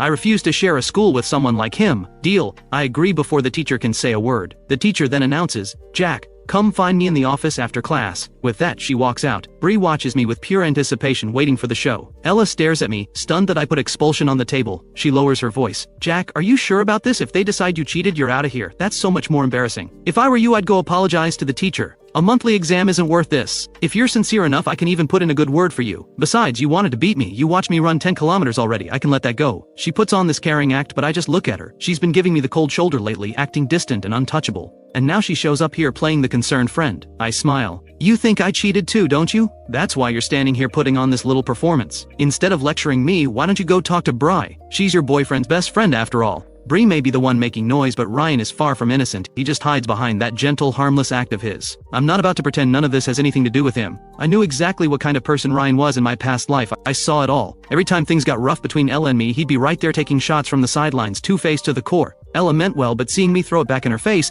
her expression turns cold. "I'm doing this for your own good, can't you see that? For my own good?" I look her over with curiosity. "What's wrong? Waiting tables not working out? Coming back to live off me again?" At the mention of living off me, Ella's face darkens. She says nothing, jaw tight. Things haven't been going well at her part-time job lately. Her schoolwork already keeps her stretched thin, and student council piles on even more. She doesn't get home until late every night, and the pay barely covers anything. I spoiled her into a lifestyle she can't sustain on her own. Now she's finding out just how brutal it is to go from luxury to nothing, and especially because of me, she figured I was just throwing a rich boy tantrum, making her life difficult for a few days. But now something feels off. I've stopped chasing after her completely. No matter how badly she treated me before, I always came crawling back. She just stays silent, no comeback. I smile. "Are you still waiting for me to throw a fit for a few days and then come crawling back to make it up to you? I actually get it. I was used to spending freely too. After I was thrown out with nothing to my name, those days left a mark I can't forget. If you've always lived tight, maybe it's bearable. But when you've known nothing but comfort and then it's all stripped away, the pain is something else entirely. Back then I'd lie in bed every night, just dreaming that Ella would suddenly come to her senses, realize I was innocent and come find me, that she'd take me back. But I waited and never saw it. Not until the day I died. I believed in her, and all I got in return was news of her marrying someone else, and then, the truth that she had set me up all along. Ella's days aren't easy now either. I supported her for a long time after all. I don't need your pity, Ella says, pressing her lips together. If you still think I'm coming back to comfort you, you're dreaming. If you want me back, then beg. Maybe if I feel sorry enough for you, I'll be a little kinder, toss you some cash. I say it with a smile. Inside, I feel nothing but ice. It's not like I'd actually forgive her just because she begged, but I do want to see it. Ella on her knees, desperate. She's always been too proud. I can't stand that look on her face. She destroyed me in my past life. This time around, I'm not letting her off easy, so I'll give her just enough hope to keep her going. Not a chance, Ella says, cold. She turns away and doesn't look at me again. I'm in no rush. After class, I head to the teacher's office. Besides the homeroom teacher, the dean of students is there too, along with 2 other teachers from our year. They've prepared a new set of questions. When I finish, the teachers grade it together. The verdict is in. My score is genuinely strong, proof that I didn't cheat on the monthly exam. The teacher looks surprised. You clearly didn't cheat, but why were your grades so terrible before? I think back to how lost I was over Ella. I was immature. I didn't take my studies seriously. Recently, we got a new tutor at home and the results have been pretty clear. Maybe only those who've truly left school behind can understand how precious this time really is. School is one of the few places where effort actually gets rewarded. Step outside those gates, and the world shows you just how brutal it can be. I return to the classroom. The homeroom teacher and the dean come in together to announce the result. Once it's confirmed I didn't cheat, Bry's face falls into pure panic. How is that possible? How did he not cheat? The teacher's expression is stone cold. The attitude in this class has become a real problem. Classmates should be lifting each other up. Jumping to conclusions about someone who's improved is the worst kind of blow you can deal them. I hope everyone takes this as a lesson. I look at Bry. You said you'd leave if I was proven innocent. You're not going back on that, are you? Bree stammers. So you are backing out. Turns out some people really can't be taken at their word. In that case, don't make bets you can't keep. Jack, Ryan steps in, playing the peacemaker now that his friend is on the ropes. We're all classmates. There's no need to take it this far. Bree was looking out for you. She was worried you might go down the wrong path. She didn't mean any harm. Just give her another chance. The moment Ryan speaks, other students chime in. Yeah, expulsion is way too harsh. I smile, looking at all these faces so quick to have opinions that cost them nothing. They're genuinely deferring to Ryan. Whatever he says, goes. I turn to Ryan. You're so concerned about her, why don't you withdraw in her place?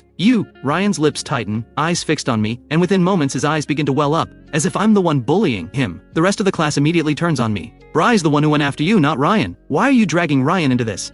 Ryan actually speaks up for you, you know? He treats every student the same. Everyone's against me now. I smile. Treats everyone the same? I wouldn't go that far. If it were me getting expelled today, would you have said a single word in my defense? Of course I would, Ryan says. I've always told people to be kinder to you. I can't stand his act. I turn to Bry. Fine, you don't have to leave, but we all know what your word is worth. So how about this? Run 20 kilometers instead. Bree stares at me, horrified. 20 kilometers? Is he trying to kill her? She has almost no athletic ability to speak of. If you can't do it, then pack your bags. I scoff and sit back down. Honestly, whether Bry stays or goes doesn't matter much to me. But if she faces no consequences, everyone will think I'm fair game. She has to pay something. Fine, I'll run, Bry snaps. Not just run, I say. While you're at it, you're going to shout your apology out loud. That you wrongly accused me, that I never cheated. Let the whole school know what you did. Isn't that going a bit too far? You're making her humiliate herself in front of the whole school. Compared to what she did to me, I'd say I'm being quite merciful. After class, Bree goes to run her 20 kilometers, the price of keeping her spot in school. She has no choice. I'm not going anywhere either. I sit on the steps right there watching every lap. I have no intention of letting her off the hook. Her stamina is nowhere near Ella's. She runs slowly, and having to shout her apology every lap makes it even harder. Before long, she's on the verge of collapsing. Ryan walks over to me. Jack, Bree knows she was wrong. Let it go this time. She's not like Ella. She doesn't have the stamina. 20 kilometers could kill her. So what you're saying is, if your rumors had driven me to something worse, that would have been my problem? But you're fine, Ryan says. You're not the type to do something like that. I look at Ryan.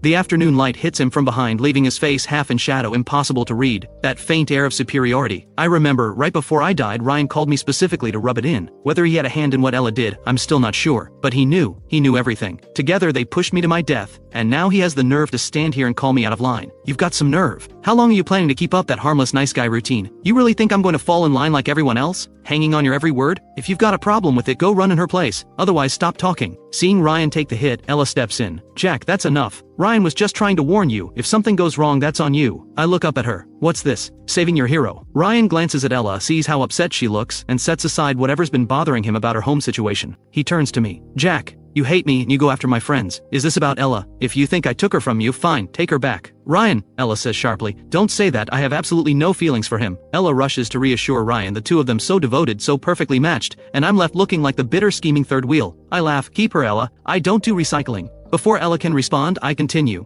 As for me bullying Bry, the whole school knows she came after me first. What I'm doing now is practically generous. If she doesn't want to run, she can leave. I'm not stopping her. I used to care about being the good guy, keeping a clean image, never stepping on anyone. And where did that get me? I became the one getting stepped on. This time around, I'm living for myself. I couldn't care less what anyone thinks. Ella takes one look at me and gives up. She turns to Ryan. He's beyond help. If something happens to Bree, he'll regret it. Let's go. She grabs Ryan's arm and walks away. Bree's body gives out after just 10 kilometers. She collapses. Ella and Ryan call it in and rush her to the hospital. I follow. Ella looks at me with barely concealed satisfaction. Happy now? Absolutely. Why wouldn't I be? I pull out my phone and call the hospital director. I have the best doctors assigned to her case, and cover every cent of the medical bills myself. Ella and Ryan had been looking to use Bree's collapse against me. Now they have nothing to say. Ryan stays in the room, watching Bree as she stirs awake. You okay? Bree opens her eyes. Ryan. He gently pats her shoulder. How are you feeling? Everything hurts, Bree says, laying it on thick. I'm leaning against the wall, casually sipping a carton of yogurt. The specialist just checked you out. You're perfectly fine. You're stamina is just terrible. The doctors recommend more exercise. Tomorrow at school, don't forget to finish the remaining 10 kilometers. Bree's eyes go wide. She just collapsed and he's still thinking about those 10 kilometers. Is he actually evil? Are you trying to kill me? Relax, you won't die, I say. If you pass out again, the whole hospital's team of specialists will be right there for you. Bree's face flushes red with fury. I raise an eyebrow, my voice perfectly calm. What's the matter? Thinking about backing out? You could always just withdraw instead. Stop pushing it. I hear your parents both work at Shengda Group, I say. Bree's eyes go wide. He knows, her family. You investigated me. So what? Bree clenches her fists. I'll finish the run tomorrow. Good. The medical bills are already taken care of, and just so you know, as long as those 10 kilometers aren't done, even if you drop dead, I'll have the doctors bring you back. I walk out of the room. Ella watches me leave, that cold expression on my face making her frown. Bree turns out to be fine. After an IV drip and some rest, Ryan and Ella take her home. I'm not idle either. Back home, I photograph the payment receipt and the medical report and post them both to the class group chat. I've seen enough setups in my time. I'm not giving anyone ammunition to use against me. Only after all of that I finally lie down. The next day, Bree dutifully runs her remaining 10 kilometers. After everything, she doesn't dare act up in front of me the way she used to. Whatever resentment she holds, she keeps it to herself. No more pointing fingers at me to my face. The other students start looking at me differently too, with a new edge of caution. Everyone saw what happened to the last person who crossed me, and on top of that, he's loaded. Cross him, and he'll even foot your hospital bill. They've stopped calling me a simp, stopped bringing up my grades, but behind my back, they're still whispering about me being kept by an older woman. Someone even posted it to the school forum, photo included,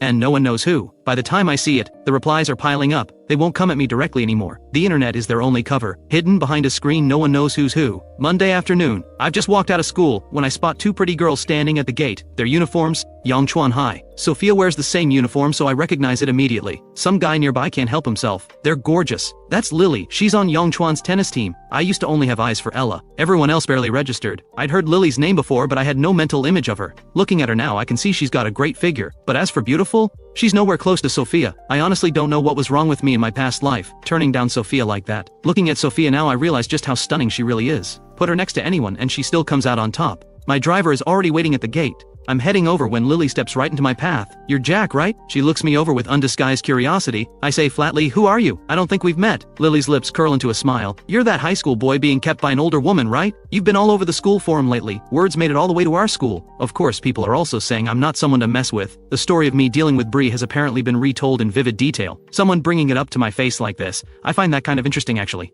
I'm not annoyed. I ask calmly, Lily, is it? Lily stares at me, caught off guard. You know who I am? She recovers quickly. I heard you used to support Ella. Is that true? You're not interested in me, are you? I'm not the type to live off someone. She clutches her chest dramatically, as if me knowing her name was some kind of assault. I look at her, genuinely amused. Is your family too poor to own a mirror? If you really can't afford one, I'll give you the money. Go take a good look. You think I'd be interested in you? I hitch my bag up and walk away. Lily stands there, ego bruised. Excuse me? Who talks like that? I don't even look back. I get in the car. Lily stands there and slowly a smile creeps onto her face. Jack, right? You've got some nerve calling me ugly. I won't forget this. When I get home, Sophia is there. She's been gone for days. Finally showing up. Snowball hasn't seen her in days and goes absolutely wild with excitement. Done with everything? I ask. Sophia stands up and I glance at her. Honestly, she's just too good looking. I thought maybe you found tutoring me too annoying and decided to quit. I did try other tutors recently, but honestly none of them explain things as well as you do. Not at all, Sophia says. Things just got a little hectic, so you don't need to explain yourself to me. I'm just glad you're here. If you have things to take care of, go ahead and take care of them. In my past life, after everything I put her through, she still thought of me at the end. Even arranged to have my body taken care of. After what I did to her, a few days of being busy is nothing. Sophia gives a small nod. Let's get to studying, I say, and I actually mean it. We walk into the study together, a few days apart, and I've stacked up a whole list of questions for her. While I work through my assignments, Sophia sits beside me watching. She's seen what's been circulating online, of course.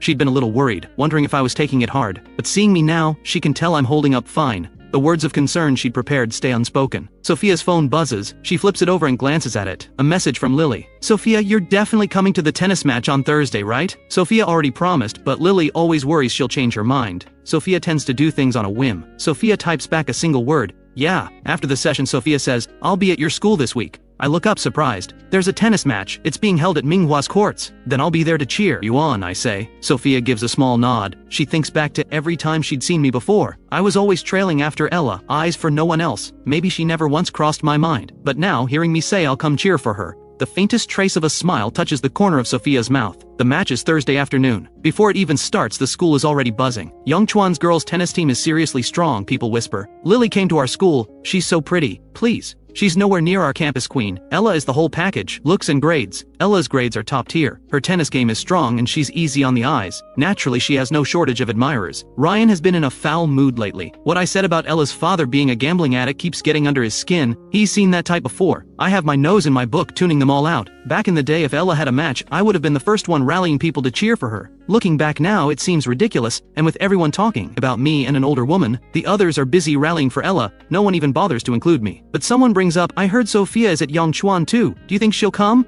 Sophia is the only person who consistently outranks Ella on exams. Her name has made a lasting impression on everyone. Probably not. She rarely shows up to these things. Getting to see her in person is a rare thing. Hearing them talk about Sophia, Ella's expression clouds over. She shifts uncomfortably. Her gaze drifts slowly toward me. She sees me absorbed in my book, and something about it unsettles her. Is he really not going to come cheer for me? She turns to me. Is all this studying actually getting you anywhere? I look up, a little surprised she's even talking to me. Of course it is. Not everyone's naturally talented like you. Some of us have to put in the time. What? Does it bother you to see me improve? Why would it bother me? Ella says. Well, I say mildly. I'm already rich and decent looking. If my grades end up better than yours and Ryan's too, what's left for you two? Ella lets out a quiet laugh. Jack, sure, you've improved. But you barely scraped into the top 200. The higher you go, the harder it gets. You might fall right back next time. You think I'm worried about you overtaking me? Him making the top 200 was already a miracle as far as she's concerned. Surpassing her? Not a chance. Sophia outranking her? Fine, that's just raw talent. Ella has never been able to wrap her head around how Sophia's mind works. But Jack? No matter how hard he tries, he can't overcome years of accumulated advantage. Who knows, I say. No one can predict the future. I don't have time for this, Ella says, standing up. I need to go prep for the match. She walks out. Ryan sits nearby and catches every word between Ella and me. His fingers tighten without him realizing. I'm supposed to be a kept man, and he's still trying to get close to Ella? Doesn't that disgust him? But he puts on a gracious front and walks over. Jack, we're going to cheer for Ella. Want to join? Ever since I cut contact with Ella, the gifts she used to give Ryan have stopped too. So Ryan figures it's better to keep me in their orbit. He can't afford to have me completely cut off. If I'm still chasing Ella, I'll keep spending on her, and the two of them won't have to scrape by. These days Ella is grinding through part-time jobs, barely making enough to cover herself. She can't even drive him home every day like she used to. Compared to when I was supporting her, the difference is staggering. Besides, Ella would never fall for a guy rumored to be sleeping with an older woman. Even if I'm still into Ella, Ryan has nothing to worry about. The moment Ryan makes his pitch, I shut it down. Not interested. Ryan looks at me. Why not? Ella actually speaks well of you, you know. Whatever's happened, we were all friends once. No need to make things this tense. I glance up at him. I think back to my past life, how I handed over the family business to Ella, all in the hope that she'd agree to marry me. Back then, Ryan was doing the exact same thing, singing Ella's praises every single day. So generous. Never once seemed worried I'd steal her from him. I used to think Ryan was genuinely decent. Later I understood, it wasn't that he didn't care, he knew exactly where Ella's heart was. She would never love me, but staying close to me meant Ella could keep getting what she wanted. And so could he. Hearing Ryan advocate for Ella now, I don't buy a single word. I have standards when it comes to who I call a friend. Ryan goes quiet. The others, seeing me brush him off, jump to his defense. Forget it, Ryan, why bother? If he doesn't want to come, let him. They head off to cheer for Ella. I wrap up what I'm doing and make my way to the gym. Ella has already changed into her athletic gear. Standing in front of Ryan, her face is all sweet softness. But out of her school uniform, her figure is something else. She's always loved sports. Seeing her like that, Ryan's cheeks flush. The moment I walk in, Ella's eyes find me. Didn't you say you weren't coming? Ryan follows her gaze and spots me. Jack. I look at the two of them, all lovey-dovey, and don't say a word. I head straight for the stands, looking for a good spot. After a bit of searching, I find a front row seat. Deliberately a little distance from Ryan and the others. I've barely sat down when instead of Sophia, I spot Lily, the girl from a couple days ago. Lily walks right up to me. Jack, about what you said to me the other day, don't you think you owe me an apology? I let out a short, cold laugh. You sure you weren't the one who started it? If she hadn't brought up the whole kept man thing, I wouldn't have said any of that. Lily looks at me, genuinely puzzled. How did I provoke you? Is it polite to say someone's being kept by an older woman? If not you, then who exactly should I have said it to? Lily shrugs. Everyone's saying it. So if everyone said you were into girls, does that make it true? Lily snaps to attention. Who said that? She actually believes it. I can't help laughing. Lily gives me a curious look, refusing to let it go. You asked about my name last time. Were you thinking about keeping me? I'm genuinely speechless. Clearly you still haven't looked in that mirror. Lily tries again. Between me and Ella, who do you think is prettier? Ella may be Manhwa's campus queen, but Lily is confident she holds her own. I smile. What? Are you into her? Lily quickly cuts me off before I can go further. I meant, do I have a shot with you? You were so into her before. Why not give me a try instead? She tosses her hair with deliberate flair and winks at me. A guy nearby gasps. She's gorgeous. I've never witnessed a more shameless pickup attempt in my life. I turn away. At that moment, a shriek erupts across the gym. I look toward the entrance. Sophia has walked in. Everyone who had been focused on Lily instantly shifts their gaze. Every single eye in the room finds Sophia. No one expected her to actually show up. The moment Lily spots Sophia, she drops our conversation entirely and rushes over. Sophia! I see Sophia and can't help but smile. I wave. Sophia sees me. Her expression stays calm as always. Lily stands beside Sophia, follows her gaze and sees me waving with genuine enthusiasm. She smirks. So he's not into me because he's into Sophia. Too bad. Sophia has never been interested in any guy. She never even gives them a second glance. He's going to be disappointed. Sophia and Lily head off to warm up, but all eyes stay on Sophia. Ella doesn't miss the look on my face. The second Sophia walks in, I'm practically a simp. Ella lets out a quiet, contemptuous laugh. Ryan watches me. Is Jack actually falling for Sophia? In truth, the moment Sophia walked in, Ryan felt it too, that pull, but he knows with absolute clarity that someone like Sophia is simply out of reach for him. Not only is she exceptional in every way, but her family background is solid, and word is she's not even interested in guys. Unlike with Ella, he's not about to pine after someone who's completely out of the question, but apparently I have no such self-awareness. A guy rumored to be kept by an older woman, reaching for the moon. Sophia's grades, background, and money all surpass mine. If I were still chasing Ella, Ryan could at least understand that, but going after Sophia? That he genuinely cannot comprehend. Ella doesn't respond. I'm going to warm up. She thought I came to see her. Turns out I'm here for Sophia. Ella is seething inside. She used to think that if I ever stopped watching her, she'd feel nothing but relief. I used to cling to her like she couldn't scrape me off. Now that I've let go, she finds herself unsettled in a way she didn't expect. She has always seen Sophia as her greatest rival. During the time she spent living at my family home, she noticed my father had been planning to arrange a marriage for me, and the intended match was Sophia. Back then she told herself, so what if Sophia outshines her in everything? The man Sophia was meant to marry was her devoted simp. He didn't even see Sophia. Every time she thought about that, it delighted her. After enduring so much, it felt like the one victory she could savor. But now I've walked away, and my attention has landed squarely on Sophia. Ella can't hide her discomfort. Bree is standing beside Ryan. She watches as I sit in the stands. I bought some water and shared it with the other guys around me. Some of them have talked about me behind my back, but we're not in the same class, so that's just how it goes. Now that they've actually spent time around me, they're starting to see I'm not bad. They take the water. Their expressions soften. Bree leans toward Ryan. Is he trying to win people over? Ryan shrugs. Sophia's here, he probably wants to show off. Bree looks at Ryan stunned. You mean he's actually trying to go after Sophia? Is he out of his mind? Sophia, his girlfriend, please. Who's going to want someone like him after all that? I've never seen anyone flaunt something like that so openly. I just saw Lily talking to him. Is he just into any girl who's halfway decent looking? Ryan sighs. He's got the means. He didn't come here to study. Honestly, he's kind of pitiful. If he had parents keeping him in check, things might have turned out differently.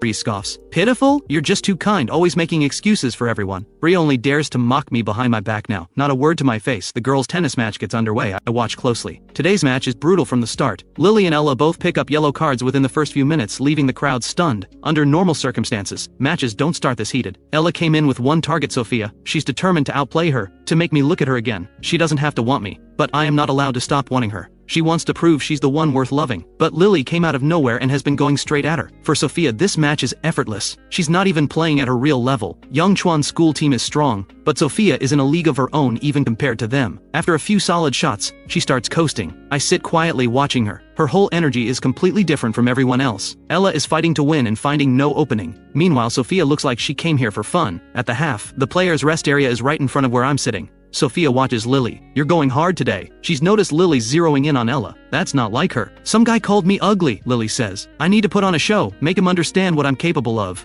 Sophia takes it in, quietly files it away and says nothing. Lily finishes her water and turns around. She spots me in the stands. She grins and calls out loud, how about that? Pretty badass, right? Your girl Ella got demolished by me. The moment the words leave her mouth, Sophia glances at her. Lily doesn't know why, but suddenly the back of her neck feels cold. Compared to Lily's relentless energy, I notice Sophia showing very little enthusiasm toward me. Right now, for instance, Lily turned to look at me, but Sophia just sits there. She's always been reserved. She probably just doesn't like being the center of attention in settings like this. But the more she holds back, the more interesting I find her. I smile and call out, Sophia, you were incredible out there. Lily hears me calling out to Sophia and snorts. She leans towards Sophia. My man is deliberately trying to get under my skin. We had a little argument the other day and he's still holding a grudge. Sophia glances at Lily. Is that so? She doesn't turn to look at me, but look closely. Her ears have gone noticeably red. In the second half, Sophia plays with full focus. In the first half, Ella and Lily had been locked in a fierce back and forth. But in the second half, with Sophia on court, Ella can't return a single shot. The match ends in a landslide. Manhwa loses badly, and the one who takes the hardest fall is Ella. For a long time, people talked about Sophia from Yangchuan and Ella from Manhwa.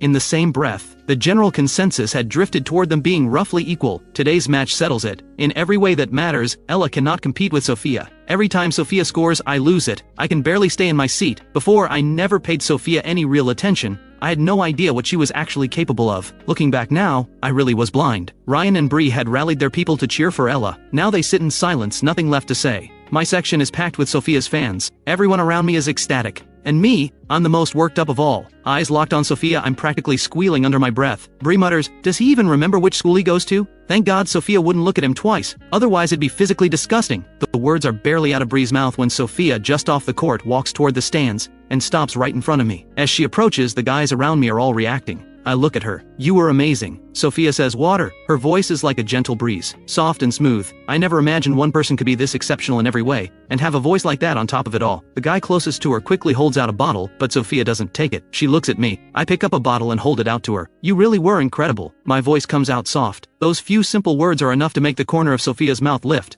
Under my gaze, she tips the bottle back and drinks. Lily, who had been ready to swoop in and show off, watches this unfold with wide eyes. What just happened? She's been working so hard all day to impress him, and Sophia just swooped in and took the moment. More importantly, Sophia has never once shown interest in any guy. She always brings her own water to matches. She never interacts with male students. She keeps everyone at a distance, at school and everywhere else. And yet right now, could Sophia actually like him? The thought hits Lily like a shock. Sophia finishes the water and says, I'm going to change. Let's go home together after school. I nod. Sure. Sophia turns and walks back. Lily stares, jaw dropped. Sophia, you know him? Sophia says calmly, I'm pursuing him. Everyone is saying I'm being kept by an older woman, and Sophia just said she is pursuing me. That word, pursuing. Since when does Sophia need to pursue anyone? Normally all she'd have to do is give the slightest nod and anyone would fall over themselves to be with her.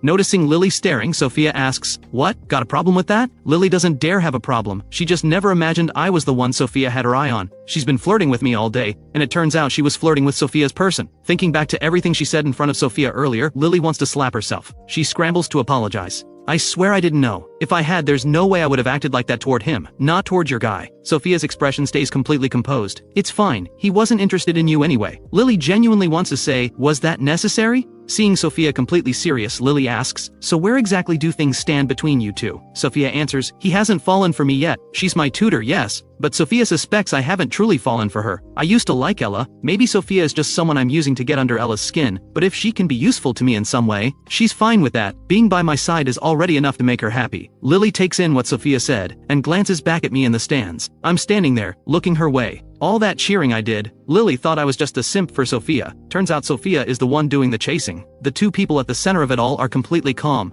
Everyone else is losing their minds over what they just overheard. The group chat explodes. Does Sophia actually have feelings for Jack? Not long ago I was Ella's simp. She didn't even see me. I ran errands for her like a servant, day after day. And now the person who outclasses Ella in every way has gotten herself tied to me. Ella comes out of the locker room, changed and dark. She lost the match. And the one who beat her didn't just win, she crushed her. Ryan and Bree trail behind, wanting to say something comforting, but they can't find the words. They're just as deflated. A moment ago they were certain someone like Sophia could never be interested in me. Then they watched her walk straight up to me herself. Bree says, is Sophia blind? How could she possibly be interested in him? Does she not know who Jack is? Ryan's expression is stone. He used to tell himself, no matter what I did, Ella would always choose him. But seeing Sophia connect with me today, pushes him to the edge. Why someone like me, already rich, is now somehow within reach of someone like Sophia. Maybe they just didn't try hard enough. If they had gone to cheer for Sophia today, maybe things would be different. I walk out of the gym. The guys who were sitting with me earlier look over. Jack, you know Sophia. I give a casual nod. Are you two together? They were close enough to see it. The way Sophia looked at me was unmistakable. They can't help wondering. No, I say, we're just engaged. I'm warm towards Sophia, sure, but that's largely because of what I lived through before.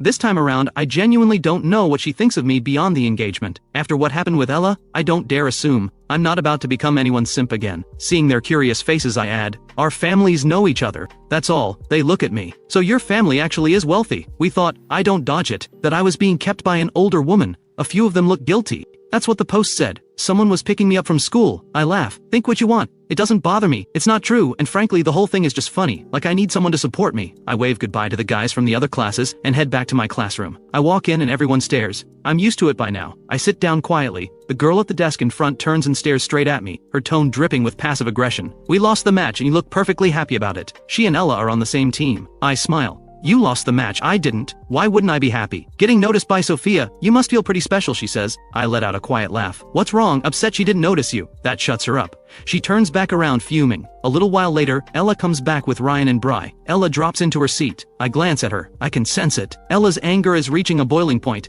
She's always like this after losing to Sophia. I used to rally behind her, sharing her frustration. Now I just find it funny. Ella's gaze lands on me. She sees me smile, and her eyes go colder. Why are you looking at me? I say. Your skills weren't good enough. That's not my fault. Ella stares back at me. She lost, and instead of even a word of comfort I'm sitting here mocking her. It gets under her skin. Every time she lost to Sophia before, I'd buy her things, bring her gifts, coax her out of her mood, tell her she was better than Sophia in every way. Now I'm the one making it worse. The bell rings. I pack up quickly, stand, and walk out. Seeing me leave, Ella stands too. She grabs her things and follows. She moves fast. Ryan can't keep up. I've barely reached the stairwell when Ella is right behind me, grabbing my arm. I turn and look at her. What are you doing, Ella? Ella stares at me, eyes red. I stop. She holds herself together barely. Are you really planning to be with Sophia? The question catches me off guard. She never used to care about things like this. What's going on with her? The way she's looking at me, like I'm the one who let her down. I reach to remove her hand from my wrist, but she's gripping tight. I can't help but laugh. Wasn't I the one you found suffocating? You told me every day I spent chasing you felt like a nightmare to you. Those were her exact words. Right before I died.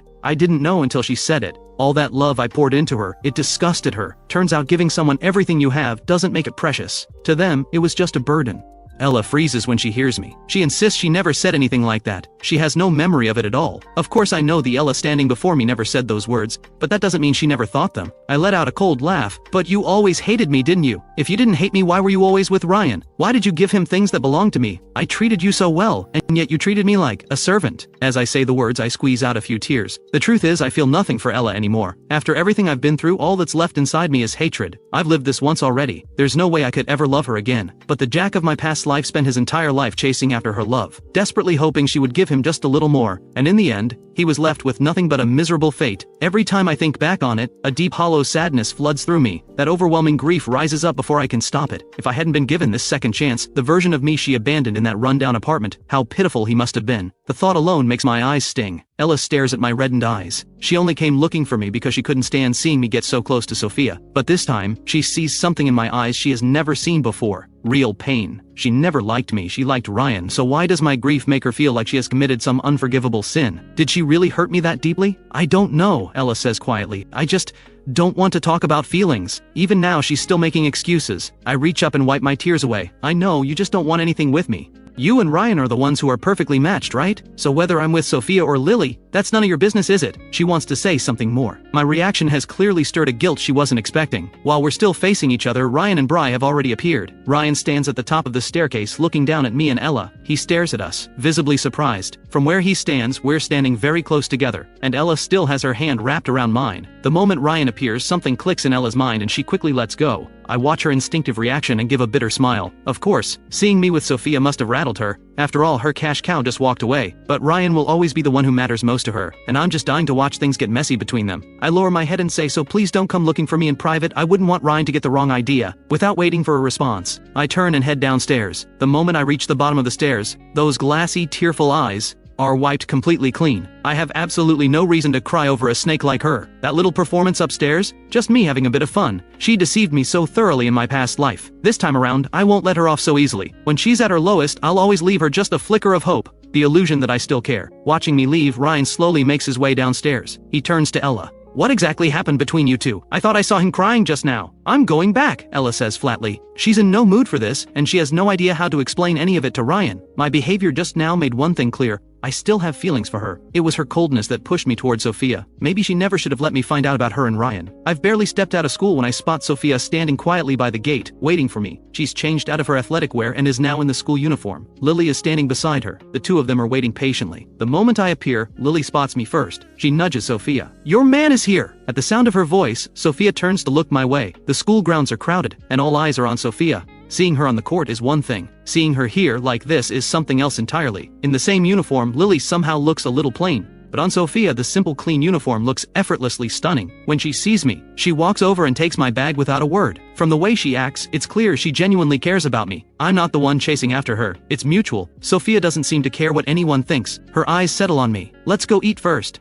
I nod. My mood hasn't been touched by Ella at all. She doesn't deserve that kind of power over me. Lily beams at me. Hey there! I glance at her with a flat look. Sensing my displeasure, Lily quickly backpedals. Okay, I was blind to greatness before. I didn't mean to get on your bad side. Please don't be mad at me, I really am sorry. She keeps using that nickname, but I can't be bothered to argue. I simply turn to Sophia and ask, are you two friends? A clear hint of indifference in my voice. Sophia glances at Lily and says, no. Hey, come on, Lily protests immediately. It's all my fault. I'm apologizing to you.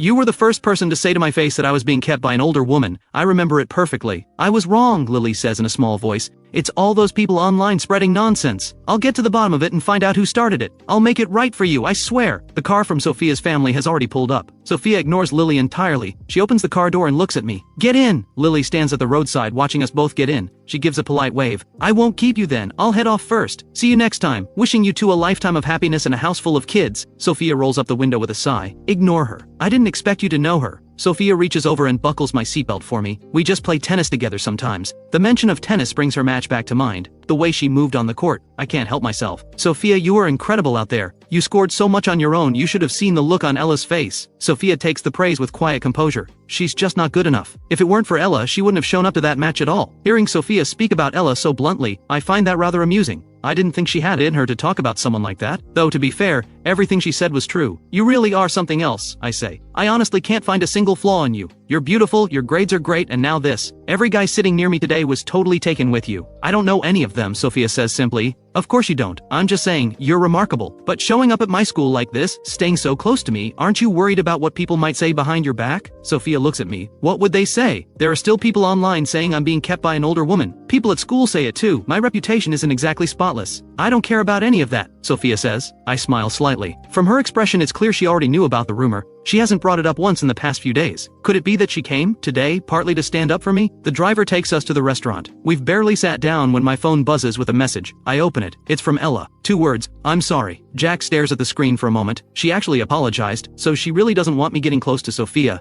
Maybe that's just human nature. No matter how much she looked down on me, the moment I stop chasing her and turn to someone else, she panics. What do you feel like eating? Sophia asks. Anything works for me, you pick first. Sophia orders a few dishes, then remembers Jack likes spicy food and adds a few more for him. They've been having dinner together most evenings lately. Sophia knows him well by now. Uncle Owen still hasn't been back recently. He's been really busy, I say with a sigh. The topic weighs on Jack. In his past life, his father died in a car accident just before his college entrance exams. These days he's focused on pushing his grades up, and the time he gets to spend with his father is scarce. His father has always been this way. Even when Jack wanted more time with him, there was never enough to spare. But Jack has a plan. When the time comes, he'll find a way to keep his father from leaving that day. That should be enough to stop the accident. Sophia watches Jack chew quietly, his eyes fixed on the table, clearly lost in thought. She's noticed he drifts like this sometimes. Her instincts tell her there's something he's keeping hidden, but if he doesn't want to share, she won't push. Ella returns home to find her father Steve back, the same man who has spent the last stretch of time gambling. He's waiting in her room. When he sees her walk in, his expression is cold. How are things going with Jack lately? Nothing's going on.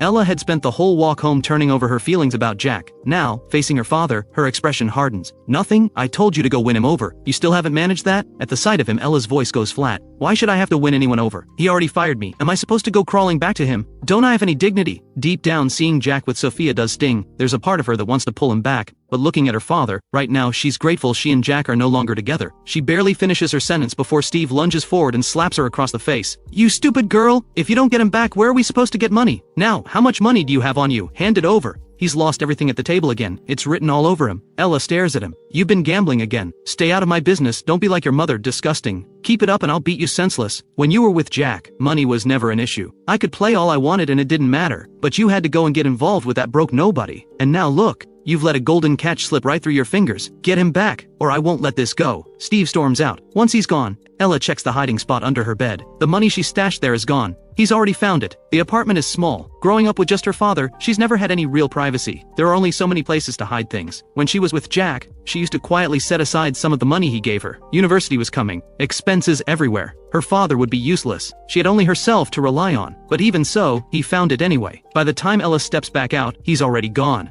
She stares at the empty doorway, then kicks the wall hard. After dinner, Jack and Sophia step out of the restaurant to find it's raining. The driver takes Jack home and holds an umbrella out for him. Jack steps out of the car. Sophia takes the umbrella and walks him to his door. Okay, the rain's getting heavy, you should head back, Jack tells her. Sophia looks at him gently. Good night. Her voice is soft. Jack looks back at her, those bright eyes fixed on him. He feels his face go warm. He nods. You too, get some rest. See you tomorrow. Sophia nods, takes the umbrella back and gets into the car. Jack watches her go and realizes, being with her really does make him happy. The car pulls away. Jack is just about to head inside when a familiar voice calls his name. Jack. He turns. Ella steps out of the shadows. She has no umbrella. He has no idea how long she's been standing there. She's completely soaked. The sight of her catches me off guard. What are you doing here? First that apology text, now showing up in person. Looks like my little performance this afternoon hit harder than I thought. Ella looks at me. I was smiling just moments ago, but the second I see her, my expression goes cold. So you're that happy with Sophia? Yeah, I am, Jack says. She treats me well. Unlike some people, Ella has always kept a cold face around Jack.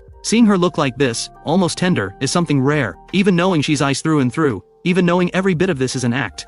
Seeing a side of her he's never seen before still stirs something oddly satisfying in him. "What do you want, Ella?" Jack asks. A faint smile tugs at the corner of Ella's mouth. "So you've really made up your mind, you're done with me." "What, running low on cash again?" Jack says. "The only time you ever look at me like that is when you need money." "You're overthinking it," Ella says, holding his gaze. "I just wanted to see you." She turns to leave. "I'm going home." She turns and starts walking, and within moments Jack watches her collapse to the ground. Jack calls for Auntie Chen. She hurries over and stares at the figure on the ground, visibly shaken. "Isn't that Miss Ella? What happened to her?" "Not sure, she collapsed." Auntie Chen holds the umbrella over Ella and presses a hand to her forehead. "She's burning up, must be a fever, what do we do? Are we going to take care of her?" "Bring her inside," Jack says. "Get a doctor." "Should I put her in her old room?" Auntie Chen asks hesitantly. "Wasn't there a room Uncle Steve used to stay in? Put her there for now." The room Jack used to give her was arranged to his own high standards. Letting her have that now would be a waste. The way things stand, the staff quarters are more than enough for her. Auntie Chen has Ella moved to the staff room. Then she calls for the doctor. The doctor confirms it's just a fever, nothing serious. They let her rest. Jack stands by the window looking out at the courtyard. The rain is relentless tonight. He's already showered, but sleep won't come. A message from Sophia lights up his phone. "I'm home," Jack replies. "Just finished showering. Then get some rest. Good. Good night." Jack sets down his phone and falls asleep. The next morning Jack comes downstairs to find Auntie Chen has already prepared breakfast. He sits down and asks, "How's Ella?" "She woke up around dawn and left first thing."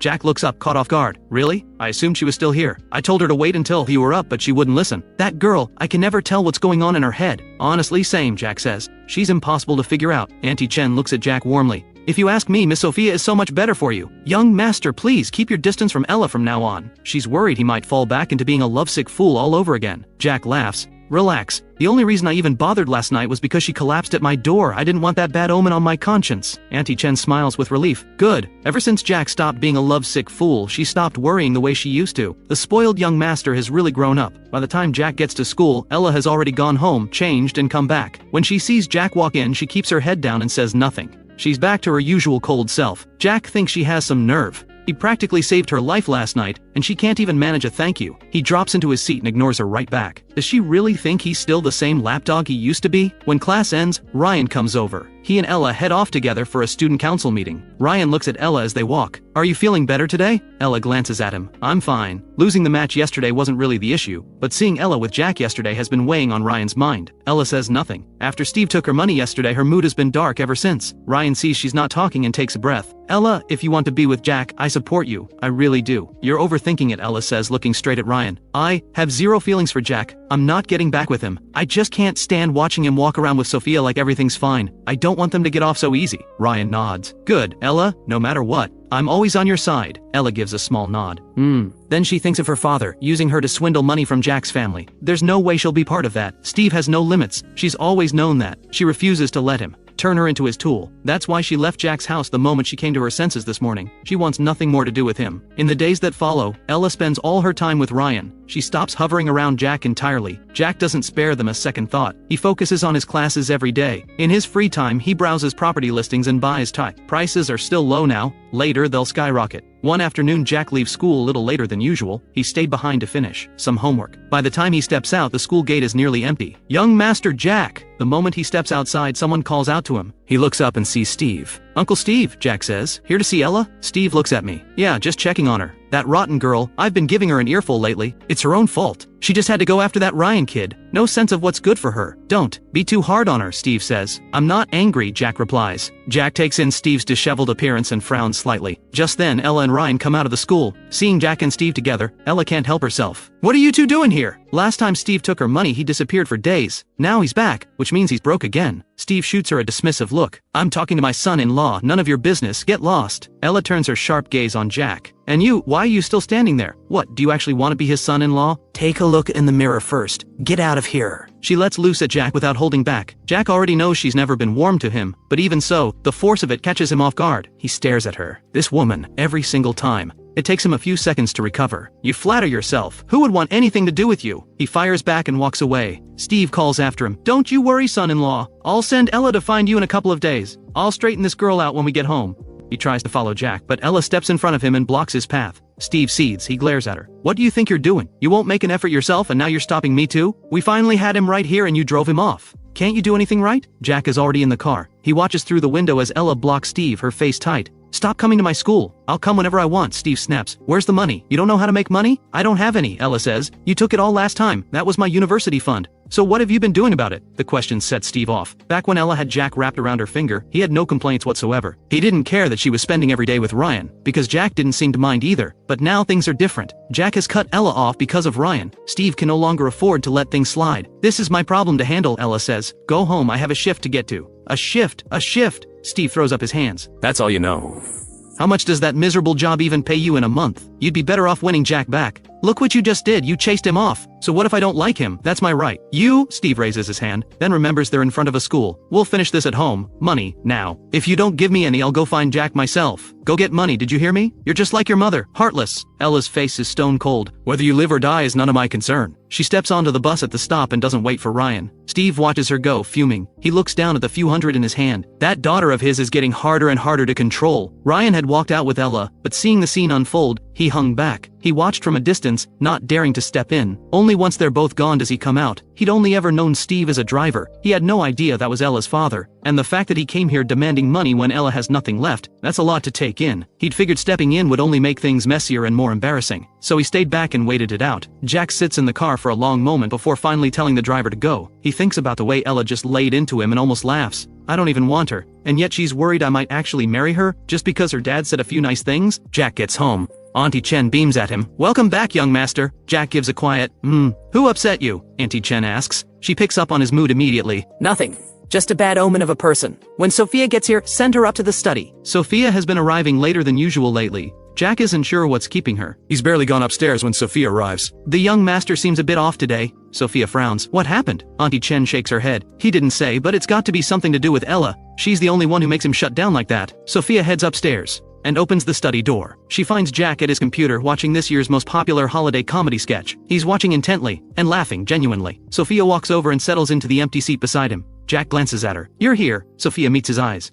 Got held up. You've been busy lately too. She used to arrive early every day, always finishing school before Jack, but lately something seems to be filling up her time. At the mention of it, Sophia nods. It won't affect our sessions though. I'll always make time to come and your grades have been improving a lot lately. Jack looks at her. You're planning to study in the capital after graduation, aren't you? The question catches Sophia off guard. Truthfully, her family has been pushing her to go for a while now, but she stayed. She looks at him. How did you know? Jack smiles slightly. Because I lived it once already. But that all happened after the college exams. Things I haven't told her. Back then, it never crossed his mind to leave. Ella had chosen a local school, so he stayed too. In truth, Ella's scores in that life were high enough for the top 2, but she chose to stay in Yunville. Jack never understood why. Maybe she couldn't bear to leave this place. Maybe she couldn't bear to leave Ryan. He never kept anything from her, but she never told him anything. And then his father died around that time, making everything worse. I'll go, Sophia says, but probably after the exams are over. Do you think my grades could get me into a school in the capital? Sophia looks at me and nods. Yes, if you really want it, you can get there. Jack closes the video on his computer and stretches. Then that's the goal. Sophia blinks, a little surprised. You want to go to the capital?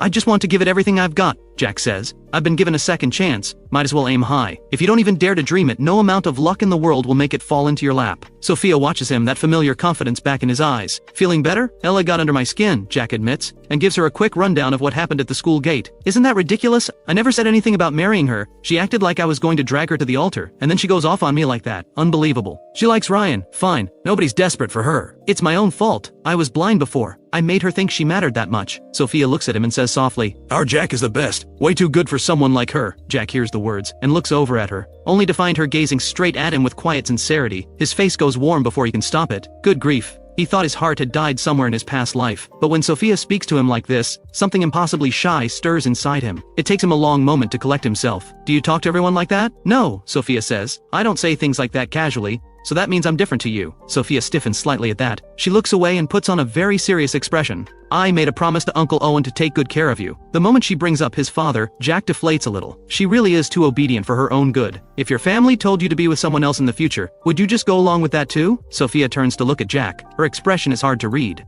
Seeing the question land somewhere deep, Jack waves it off. Forget it, I was just joking. Don't take it so seriously, you make me feel like I'm picking on you. Jack gets the sense that Sophia might not actually have feelings for him. Sophia, is there someone you like? Sophia blinks, thrown by the question. Why are you asking that? Just curious, Jack says. Your arrangement with my dad is your business, but you must have your own feelings about things. If there's someone you actually like, don't force yourself to stay. Sophia looks at Jack for a long moment before she speaks. We've been spending every day together lately. Are you getting tired of me? There's a flicker of hurt in her eyes. Jack gets to his feet. I'm going to head home. That's not what I meant at all. I wasn't trying to push you away. Hey, Sophia, come on, don't be like this. But she's already gone. Auntie Chen sees her coming downstairs. Miss Sophia? I'm heading out, Sophia says, her expression tight. Of course, take care, Auntie Chen replies. Jack comes downstairs to find Sophia already gone. Auntie Chen looks at him. What happened? She's upset again, Jack mutters. I was just making conversation. How does she manage to take offense at everything? She's so sensitive. Just as Jack moves to go after her, Auntie Chen stops him. The people from the property company said they'd be coming by shortly. Jack remembers. He's been in the middle of some property deals. He reins himself in and stays to handle business first. When Ella gets home after her shift, Steve is still there. Any other time, he would have left by now. But he's come back with nothing, ransacked the apartment for money and found none, and is now sitting there smoking. When he sees Ella walk in, Steve says, "Worked all night and brought home what? A few pennies? If you give me $1,000 a month, that's already impressive. Still not worth a fingernail clipping compared to what Jack could give. Whatever I earn it myself," Ella says. And what does effort get you? You couldn't earn in a lifetime what Jack used to hand you. Don't get full of yourself just because you work hard. This world runs on money and connections, nothing else. Remember when you lived at Jack's place? The life we had then. Look at us now. I'm not doing it, Ella says.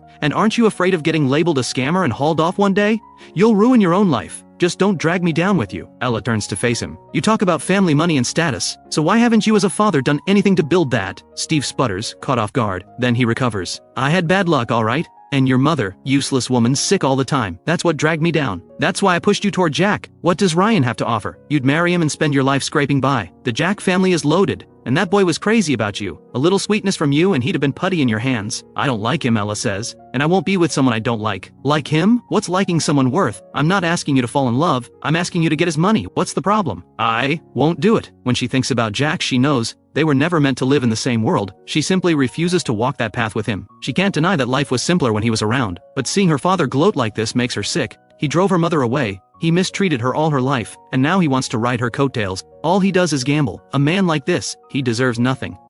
Steve snorts. If I hadn't given you those looks of yours, do you think anyone would even glance your way? And sure, your grades are good, but mine weren't bad either back in the day. Owen isn't anything special. His test scores back then weren't even as good as mine. He only got where he is because his family had money. Ella's expression goes stone cold. She walks straight into her room and shuts the door. Steve stands outside ranting for a good while. Ella rolls up some tissue and plugs her ears. The next morning at school, Jack sees Ella walk in. There's a visible mark on her face. Jack stares. What happened to her? Did someone hit her? He thinks back to yesterday's scene with Steve. Did he actually beat her when she got home? Ella takes her seat. Everyone who notices goes quiet. Ryan sees her too. The sight of the injury visibly shocks him. Ella sits down without a word. Jack watches her. This stubborn as a mule, perpetually unlucky girl. He can't help himself. Did your dad hit you? Ella turns to look at Jack, her face cold. What, you want to help me again? Fine, give me a few million then. He's racked up a mountain of gambling debts. A few million from you and I'll date you, how's that? When she speaks, her eyes are full of mockery, as if she's mocking me for my stupidity. It's the kind of look that makes your blood boil. I was just asking a simple question, Jack says. And you jump straight to millions, and dating me on top of it. What kind of logic is that? Then stay out of my business. Ella looks away, head down. The truth is, it wasn't her father who hit her. Debt collectors showed up at the house early this morning, looking for Steve, and Ella got caught in the middle. They warned her to get the money sorted. When she lived at Jack's, none of this would ever have reached her. Her father had a decent salary back then, and Jack's money kept coming in.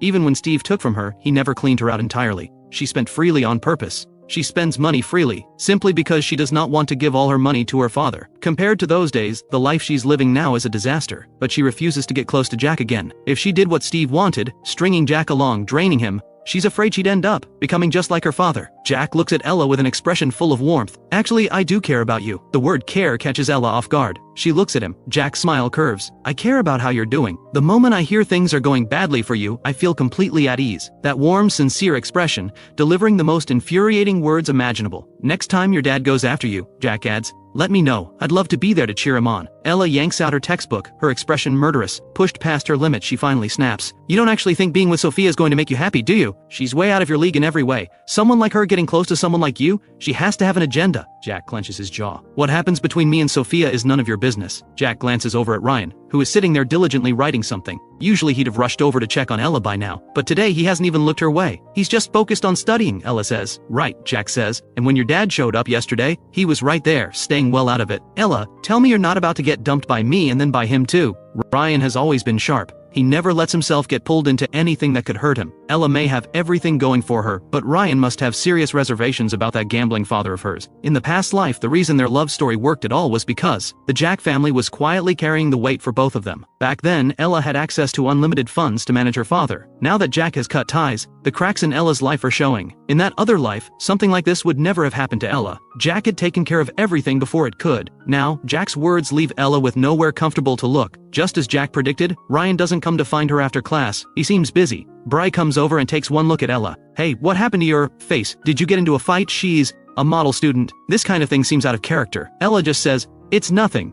Bree glances at Jack, then back at Ella. "Should we report it to someone? Do you need help?" "No." Jack watches Bree fuss over Ella and wonders aloud, "What's Ryan so busy with?" Bree glances back at Ryan and tells me, "Ryan's been working on a speech the teacher assigned." "Why?" "Ah," I say flatly. "Busy then." Meanwhile, Ella's sitting here injured and he hasn't even looked over. Bree bristles. "That's between the two of them. They know what they're doing." "What do you mean by that?" "Ryan cares more about Ella than anyone. He's the most devoted person to her there is. They're even planning to apply to the same university. Not that you'd manage that. No matter how much money your family has, you can't buy your way into the college entrance exam." As Bry talks, Ryan sits nearby listening, desperately wishing he could clap a hand over her mouth. He's been trying so hard to stay invisible, and here's Bry blabbering on and drawing every bit of attention right back to him. I turn to Ella. "Which school are you planning to apply to?" In the past life, both Ella and Ryan ended up at Yunville University. But Jack has always been curious. Why did Ella settle for that when she could have gone to the top two? Back then he assumed it was because of Ryan. Ella looks at him. "Why do you want to know?" "Just curious," Jack says with a grin. "I figured if I knew where you two were going, maybe I'd apply there too. It'd be nice to all be at the same school, right? And I'd get to see firsthand whether you two really are built to last." "Are you serious?" Bree cuts in. "Your grades are nowhere near theirs. You really think you can keep up? Sure, you've improved, but you're not even in the top 10 in our class. You think you can get into the same school as them?" Ella seems to share the sentiment. She looks at him almost dryly. "We're going for the top two. Come along if you can." Ella does genuinely want to get into the top two. Getting into the capital means escaping Steve, ending his harassment, and maybe finding her mother. "So Yunville University is off the table?" Jack says, genuinely surprised. "Why would I settle for Yunville?" Ella says. "That might be your ceiling, it's not mine." "Alright then," Jack says with a smile. "Top two it is for me too." Bree finds it amusing, but she holds back from saying anything more. She's worried she might go too far and actually make Jack angry. She goes back to sit beside Ryan. "Jack is too much," she whispers. "He said he wants to get into the top two. He doesn't actually think his grades are that good, does he?" Ryan looks up at Jack. He had once hoped Jack would fall back into his feelings for Ella, but Sophia's arrival has made that feel increasingly unlikely. His eyes linger on Jack. He turns to Bree. "Tell me, do you think Jack still has feelings for Ella? If he does, that would be ideal. If Jack still liked Ella, at least Steve would stop showing up at school making scenes, and Ella would have money again." Bree hears him and narrows her eyes. "If he even thinks about going back to Ella, I'll tear him apart." Ryan glances at Bree. Having a friend who completely misses the point every single time is genuinely exhausting. That afternoon, Ryan and Ella head to their meeting. Once they're alone, Ryan turns to her. "That injury, what happened? Did your dad do that?" "No," Ella says. "Some people came looking for my dad. There was a confrontation." "Money?" Ryan had seen enough yesterday to piece it together. Ella nods. "Yes." Ryan looks at her and takes a breath, working up the nerve to say what's been on his mind. "Ella, this can't keep going. Have you thought about going to Jack for help?" "What kind of help?" Ella looks at him confused. "Didn't you used to tutor him? Maybe you could go back to doing that." "We weren't exactly kind to him before, I'll admit, but he's still a wealthy young master. We should be a little warmer to him. He probably wouldn't mind having one more tutor." "No," Ella says firmly. "I don't want that. She was already let go by Jack. She's not gonna go begging. She may be broke, but she still has her pride." "What's wrong with it?" Ryan says. "You'd just be tutoring him for money. You'd earn more than that cafe job pays you. And you'd have a way to deal with your dad's situation." Something about being pushed toward Jack by Ryan sits wrong with Ella. "You'd really be okay with me tutoring him?" Ryan smiles. "Why would I be upset? You don't have feelings for him. And for Jack, getting to spend money on you is probably the highlight of his day. Everyone at school knows he's close to Sophia now," Ella says. "If I go back to him now, what does that look like? I won't do things I don't want to do just for money." Ryan pushes back. "Sophia will find out about the rumor sooner or later. When she does, she'll want nothing to do with him. You just be reaching out as a friend, that's perfectly normal.